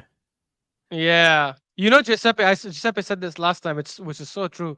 If somehow Kai Havertz works as an 8 for us for the rest of the season, Mikel Arteta should be hailed a genius just from that, even if he doesn't win the league. Because no one gave him a prayer, not even Arsenal fans. Even Arsenal fans were like, yo, what the hell is this transfer? And that too as an 8. Like, I'm telling you, bro, if he does this, it's one of the biggest revivals I've ever seen from any manager watching football like my whole life. It's crazy. Bro, I would take every credit away from Guardiola and say that was Arteta's work. What happened at City when he was there? I would take every credit away. I agree. The Centurions, 100 points. That was Arteta. That was Arteta. That was his cone business. Yeah, exactly. Until they found look, then it was all Pep. But no, regarding the goals, bro, I want to the first goal, obviously. This is what I said about Jesus last time, if you guys remember. Like, you could see he comes from a team like City, so hungry, want to move the ball quickly. He wants to quickly initiate attacks. He doesn't want to slow down attacks. The ball goes out for a throw. He just goes sprinting to get it, to take it quickly because he sees that opportunity, waits for Saka to make that turn. And the moment Saka turns, he just throws the ball in and he knows what's going to happen next. And obviously, Saka with that brilliant, turn and move, and he made the right choice by passing it to Martinelli. And I like the fact that even though there was a slight tackle, Martinelli still went for it.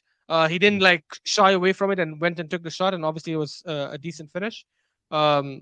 And that's what now? 18 goal contributions in 19 Premier League and Champions League games combined for Saka this season. And also, this is someone who's Saka, bro, having a bad season. It's just on Saka as well. Saka officially has scored against every team in the Premier League that he's faced, or assisted, scored or assisted. Scored or assisted, exactly. Every single team that he has faced in the Premier League so far. So yeah, oh my god. Emi made 2 sick ass saves, bro. Did you see that? Oh my god! Oh, Emi Martinez. Hey, yo, Emi, my keeper, bro. That's my keeper. Give him back, bro. Oh, bro. Imagine our team with Emi Martinez, bro. Oh my god! Bro, both from Haaland, the best finisher in the league. Yo, this game is gonna be a firecracker, bro. If that was Jesus, they would have said a normal striker would have scored that. He headed it straight at the keeper. Exactly. What is he doing? Well, what did Haaland do now? But look, just so we don't stray away that much, this game, more than anyone, I want to give big credit to Jesus, bro. Because I know Havertz equalizer, obviously, Declan Rice the winner, which is the main talking point, and Odegaard with a beautiful cross in the end and all that stuff. The Saka, obviously, with the GA. this guy doesn't get enough credit. And I know someone, I don't remember who said this. I saw this on YouTube where they were saying, like, if you take away Jesus, your goal contribution 100% goes down. Yes, he doesn't score like 20, 25 Premier League goals a season. Fair enough. He definitely needs to improve on that. But when this guy plays, he will obviously score goals, but he will also facilitate so many opportunities for our other players because of the way he moves, because of the way he creates, the way he built up that first goal. I know it's just a throw in, but the mentality and hunger to go take it quickly. Obviously, the header that he won, not won, the header that he scored for the second goal. And that setup for Kai Havertz. Kai Havertz will get all the plaudits, right? And obviously, he's been criticized, so naturally, he'll get that applause for the goal. But that's a lot to do with Jesus. The fact that he got the ball and played it quickly, first touch to make sure Kai Havertz has enough time to finish it.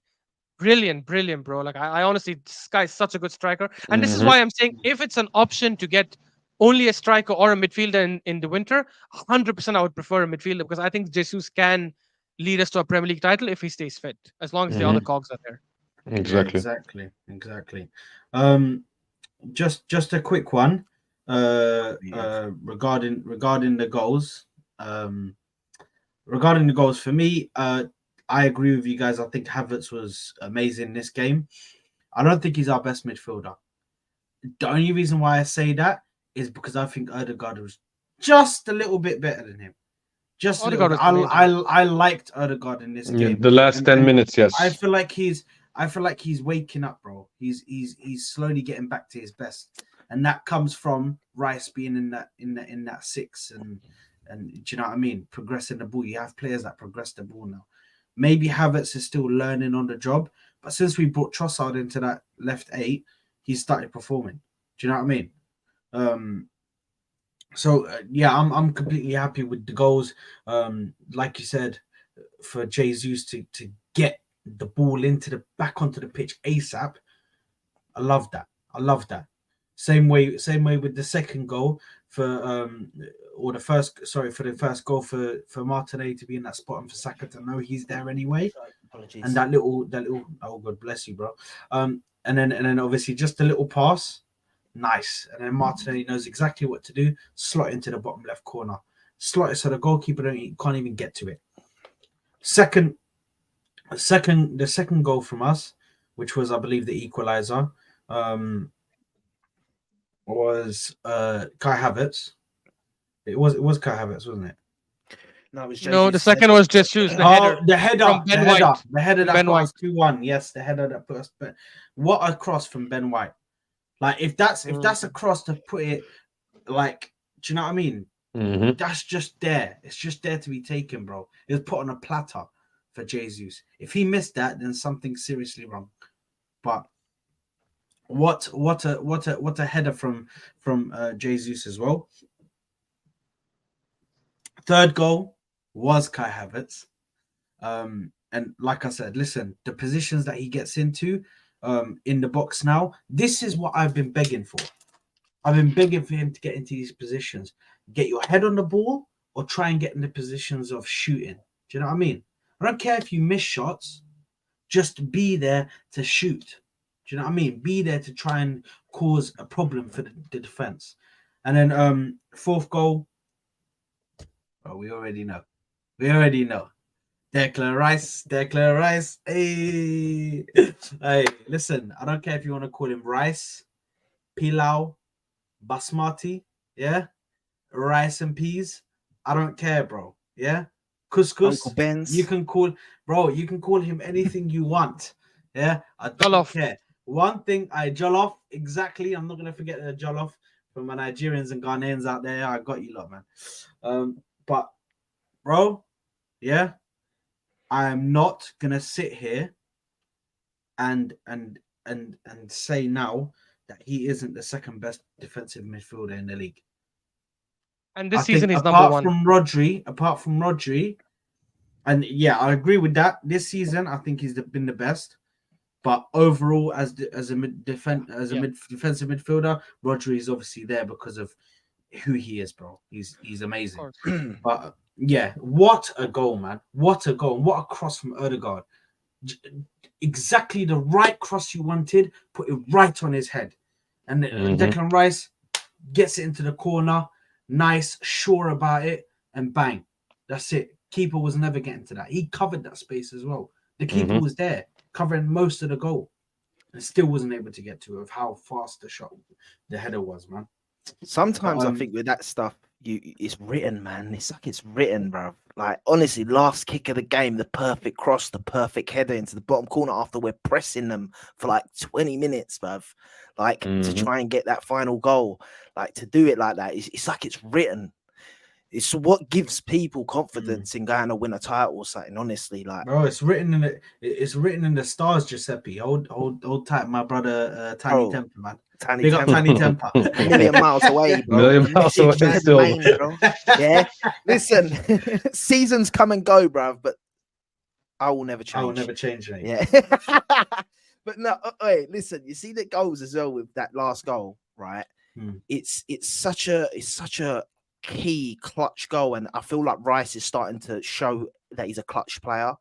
And listen, I know we like just to sound Rice quick, like you know me, I've already stated that he's world class. I already believe.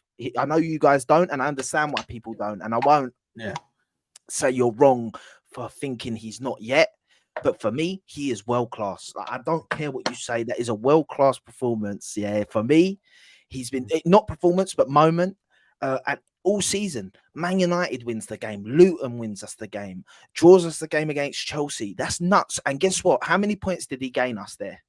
He gained us 2 points against Luton by getting the winner because we would have got 1 point. We got 3, so that's 2 points. He got us 2 points against Man United because we were drawing and then we ended up winning. And then he got us the 1 point against Chelsea, which was the draw. That's 5 points. How many points are we clear right now at the top of the table? 5, 6 points?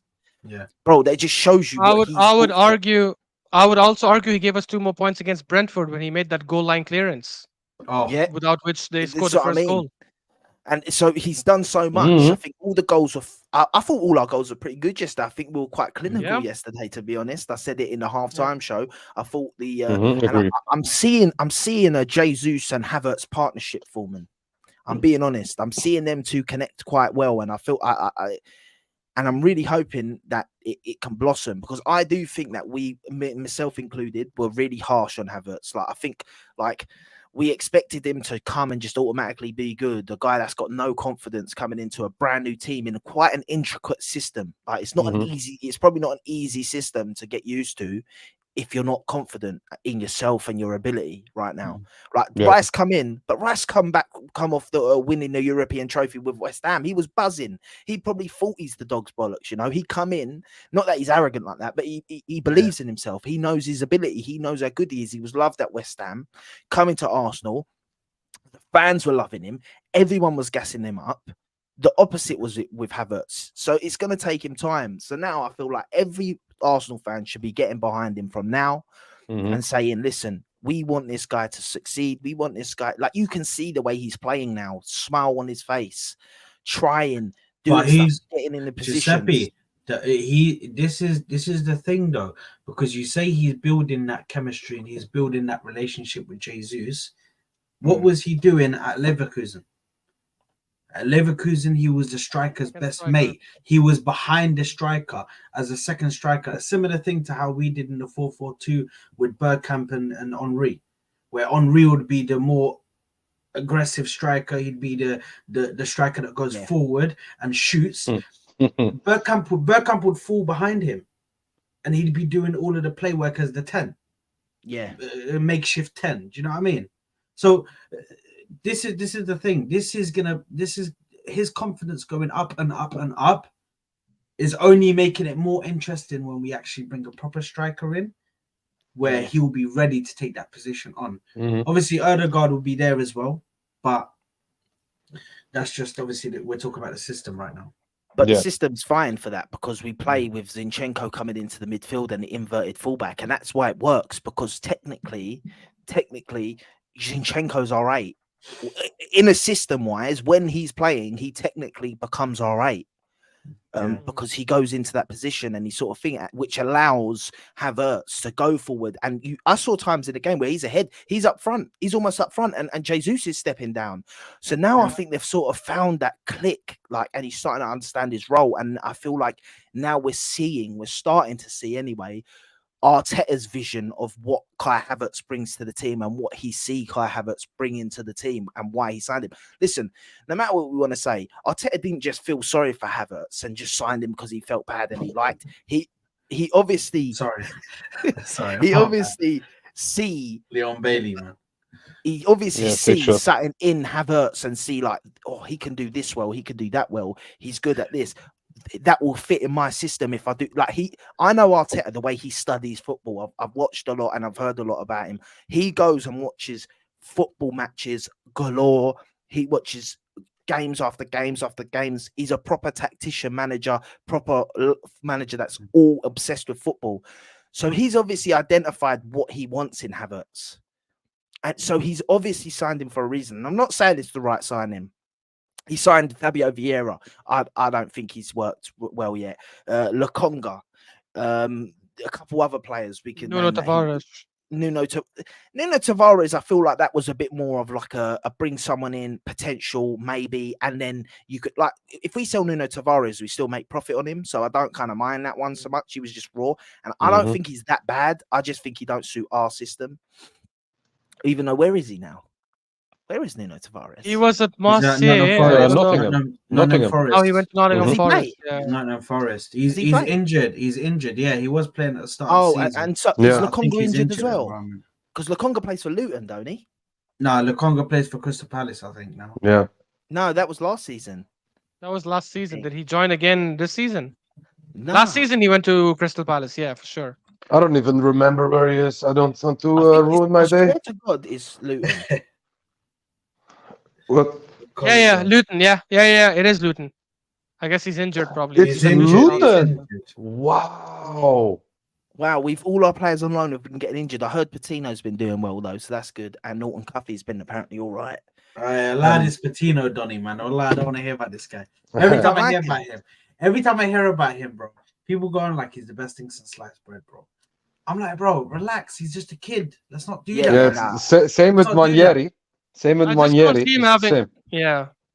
I just don't see Patino having the physicality for the Premier League. I don't know. I'm not gonna lie to you. I don't often get gassed for these younger players and that, right? But I've watched a few bits on that Wanyeri, bro. I honestly think he's gonna be an absolute baller. Like, honestly, out of everyone, I actually am excited for him. There's a reason that when he was up for grabs, everyone wanted him. Like, I mean, absolutely everyone wanted him. City, United, Chelsea, they all wanted him. Liverpool, they were all on him. But then we luckily got him signed back to a contract. But obviously, he's still young and there shouldn't be a mad pressure on him. But Saka come through young. So I think I see him being the next young player that through our academy that graduates into the first team. The one thing I'll say about these young players is that a lot of times, like, people get very excited, and I'm definitely one of them, over like their skills and stuff like that. But I think the skills, unfortunately, are not things you can take on later. I think it's more about the mentality and how you play. Do you guys remember when Saka first broke into the team under Emery in the Europa League when he scored against Frankfurt and all that stuff? And obviously Emery got sacked that season. The main thing about him that made him stand out versus everyone else, and even with Smith Rowe, I remember early on, it wasn't skills or like crazy speed we have seen with Walker. It was the mentality, the way he played the 1-2, the way he got the ball and knew when to release it, the way he knew when to pass, when to shoot.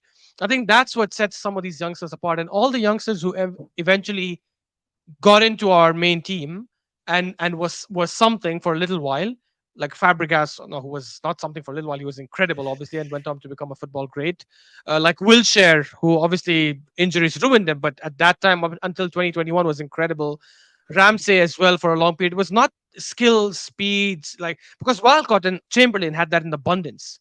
And I would argue like their careers didn't reach the potential that we thought it would reach at 16, 17 when they joined us.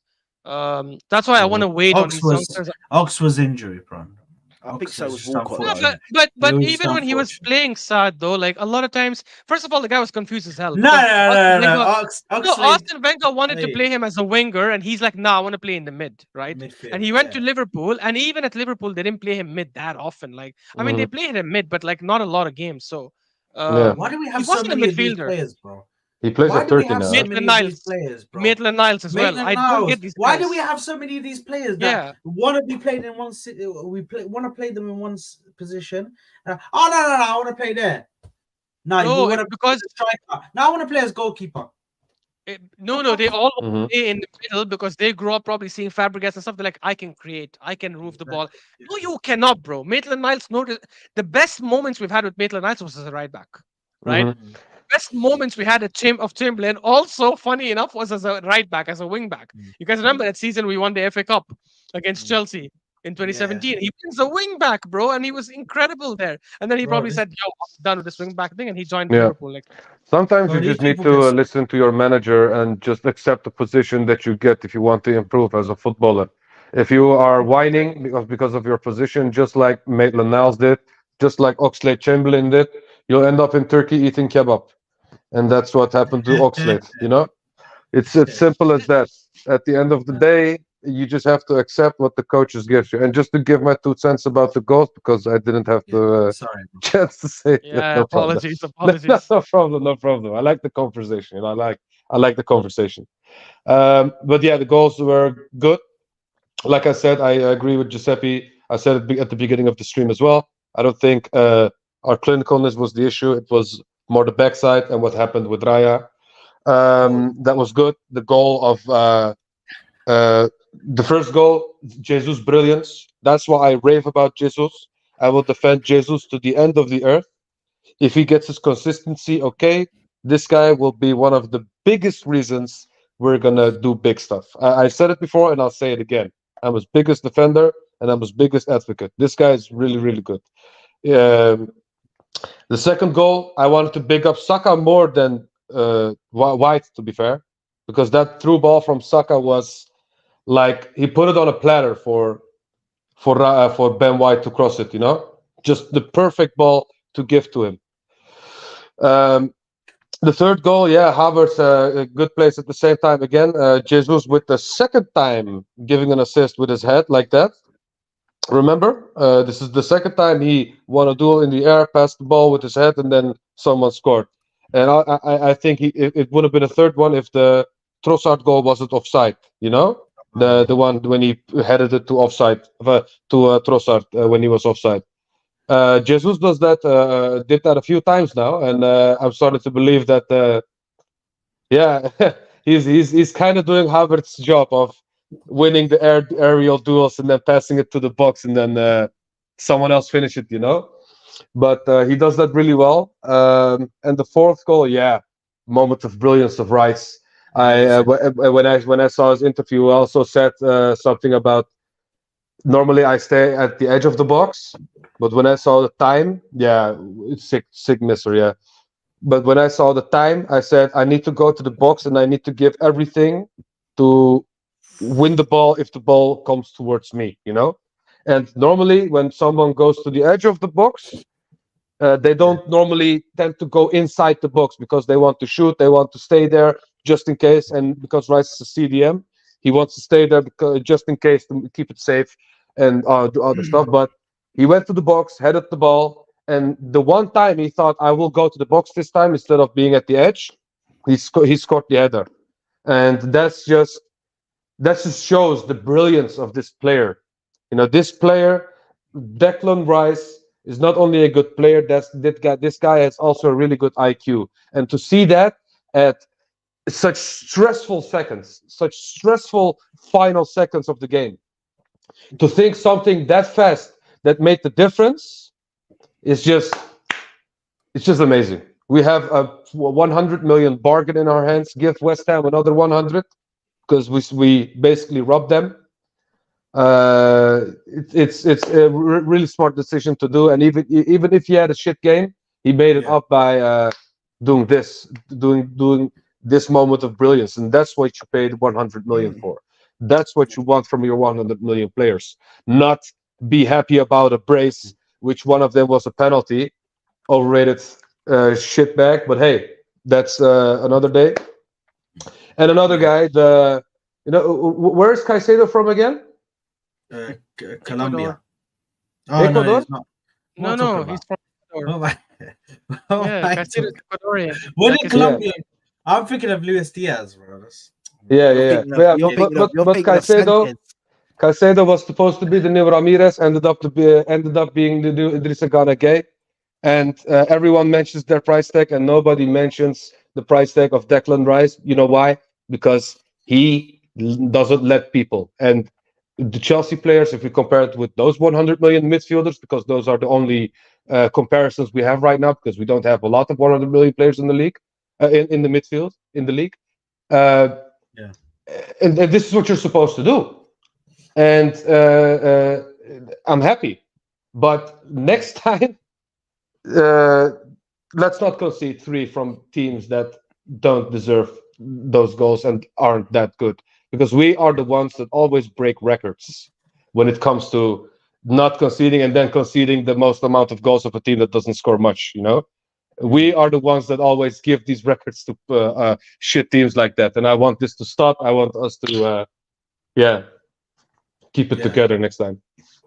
Nah, 100%, 100%. And I think just to end off, we'll end off on a pretty sour note, a pretty upsetting thing. Yesterday, we received the news that Tomiyasu is going to be out. Tomiyasu is out for, I'm hearing, approximately 4 to 6 weeks. Is the time frame that I'm hearing. 4 to 6 weeks. He's going to miss the Liverpool game. Sorry. MDO's a gangster. 1 billion down the drain. Enzo is shy again. But hey, he scored 2 goals. Hey, listen. Penalty against Brighton C team, bro. Yeah, it's worth it. Don't worry, it's worth it. Oh, it's 100% worth it. You're not doing bro. great right now. But yeah, listen, I'm just gonna say this firstly, like, bro, it's massive loss, man, massive loss, a massive loss, because I'll tell you right now, bro, Tomiyasu is such an important part of that back line. You know what I mean? Swiss Army knife. So I said it before, I say it again. So unfortunate, but yeah, anybody you want to say anything else about that before we close up? It's just sad, man. It's just jarring, isn't it? It's like, well, the way he went down as well, it didn't seem like much. He thought it was more precautionary than anything.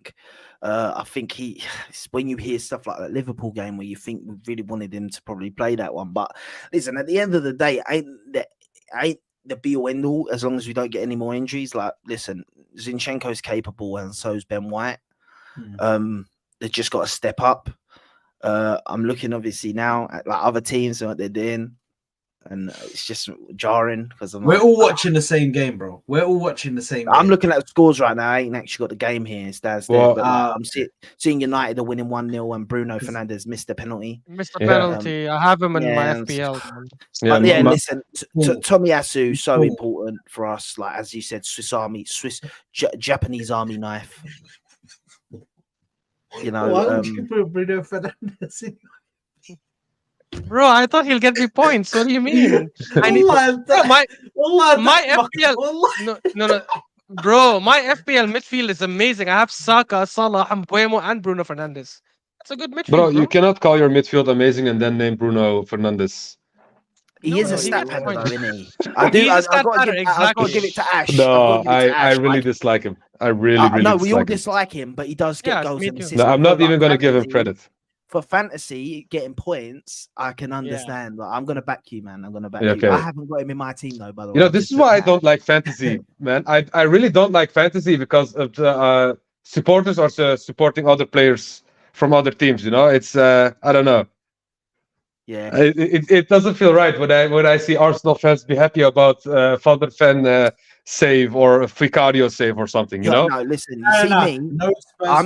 Listen, for me, I'll put Spurs players in and stuff. out of just thinking I they'll can't. might do something. But I'm telling you now, fantasy always comes second to me. If I'll 100%. happily come bottom of the league, I don't put money in. I'll happily come bottom of the league as long as the teams are losing. Like, you know, but obviously fantasy this week, I made the biggest mistake, man. I thought as soon as I made the transfer, I knew I effed up, and I took Jesus out and I put Odegaard back in. And I was like, oh no, I reckon Jesus is gonna have a good game the second I done it. And And he then he got the got a goal. 3-point Mhm. bonus I was like, no, but then Odegaard saved it at the end by getting that assist, helping with the my assist. points. Yeah. But yeah, listen, the Yeah. Japanese army knife, bro. The Japanese army knife's out, and I'm gutted, man. I'm gutted for him. But the only thing is, we were meant to be losing him in January for the Asian Cup, and I don't know if they're gonna try and maybe not make him go there, and so we might have Exactly. him early January when we wouldn't have had him. So we can only hope that happens.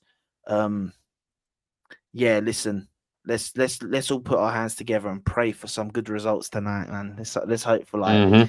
Sheffield United to get something out the game and Aston Villa to get something out the game, man. If they Yeah. both draw, that will even be decent.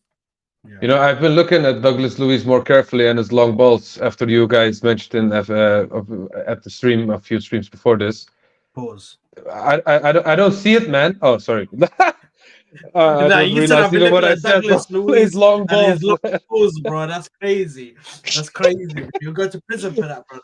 You got relax. Hey yo, yeah. Yo. But about Tomiyasu, real quick, I'm really gutted. I just feel sad that it's again him getting injured. It's just we have this a lot for years that we have players that are really good, really talented, but just can't get away from injuries, man. And Tomiyasu is one of those, and you can see his improvement. In my opinion, the most improved player in this squad, in this current squad we have. Tomiyasu is the most improved player if you compare it to other players in the squad because Martinelli already had the talent, speed, and everything. He improved, but he just got more mature. Saka, the same. I think the way he plays and the way he changed his game, I think Tomiyasu improved the most of all these players that we have at the moment. I'm not saying he's the best. I'm just saying he improved the most from where he was to where he is right now. And the fact that he got injured again for a long, long time, I'm just saying I cannot think but feel sad for him and just feel sorry for him, man. You know, you don't wish injury on anyone, not even on rival fans, players. Uh, but yeah, it's just gutted that it just happens to such a professional, such a nice guy, also, and a hard worker like that. You know, I just need. I just think he needs to just call Jack Grealish and give him a ring and say, "Hey, what did you do to get those calves? Because I need to train mine. Because his calves are made of butter, my friend. It's this guy is really injury prone because of the fact that he has really skinny body structure. You know, I think he needs to beef up a little bit and train his legs a little bit more, man. It's he gets injured really too easily because of his fragileness, and the only way you win with that is I give a nice an example. Goretzka was really skinny, was get beaten off the ball, and was also injured a few times. And what did he do when he went to Bayern Munich? He turned into the Terminator. Man was lang, like no other. And what happened? He uh, didn't get injured as much, and he played a lot of games. And I need Tomiyasu to do the same. I need you to beef up, and I need you to visit Jack Grealish for his calf recipe, because this needs to change. I love Tomiyasu. I don't know if I'd say most improved because I generally believe since he come into the squad he was quality, bruv. But like I hear what you're saying. I think the most improved is probably Ben White, personally. But yeah, man, I hear what you're saying. The calf thing's really jarring when it's the same injury and it's like the calves, and it's just like, bro, what is going on there? Like, how can you consistently be like? I'll be honest, I don't know if I've played football a lot in my life, right? And I'm a defender. I don't think I've ever done anything to my calf. I've got big calves, to be fair, like, but I don't think I've ever done anything to my calf, so I don't really. I struggle to understand what the calf thing is, and if it is something that's like he's damaged it now, so you can't kind of do anything for it, like apart from potentially train it and that. But I'm so sorry. I feel so bad for him, man. The problem is he was kind of solidifying a starting position in the team. Like he was starting to be the guy that was one of the first names on the team sheet at the back. Like he started establishing that. But now what's going to happen? He's going to be back on rotation terms because that's what. And the sad point about it is with Tomiyasu, because I love him so much, is that you've got to make Ben White the main guy because he doesn't get injured. So you've got to have the main guy as the guy you can actually rely on. As sad as that is for Tomiyasu, and as good as Tomiyasu does when he comes in, you can't rely on him all season. So you can't build the main structure of your team with him in it, in my opinion. But yeah, man. Yeah. No, I saw that just one small thing. I saw that we were linked with Frimpong as well instead of Arsenal may be looking to buy Frimpong, the right back, instead of maybe a midfielder in January because of Tomiyasu, because they find that position could be really important, and maybe they don't look at Tomiyasu as a long-term plan because of his injury record and the fact that he is so injury prone. And the plans could change. I wouldn't get Frimpong just because he plays as a right wing back and they play too attacking. I don't know if he would do well in proper defensive right back system. I'm not sure. Yeah, he's going to be decent price though. I think it's 28 million buyout. Yeah, 2030. Yeah, about around that price. Yeah, but I don't know. Maybe Arteta can change him as well. I don't know. But I just think that Arsenal is looking at the moment to I don't know, get more solid players. I think because we love Tomiyasu here, we don't want him to leave. But as a long-term plan, I don't think that's the right guy, man. Yeah. Because imagine if we had Frimpong and Timber. Just imagine. Yeah, it would be sick.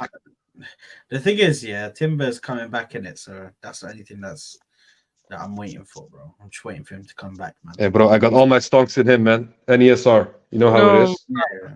We gotta hope though. We gotta hope that he ain't another injury. Obviously, this was a freak one. God forbid. I really don't think he'll be fit for this season. Hopefully, but I really don't think he'll be because I feel he'll be back. He'll be back to training maybe only by March, and then they'll be like, let's not risk him. Who? Like, Chelsea. Palmer cooked the defense of United. What the fuck was that for goal?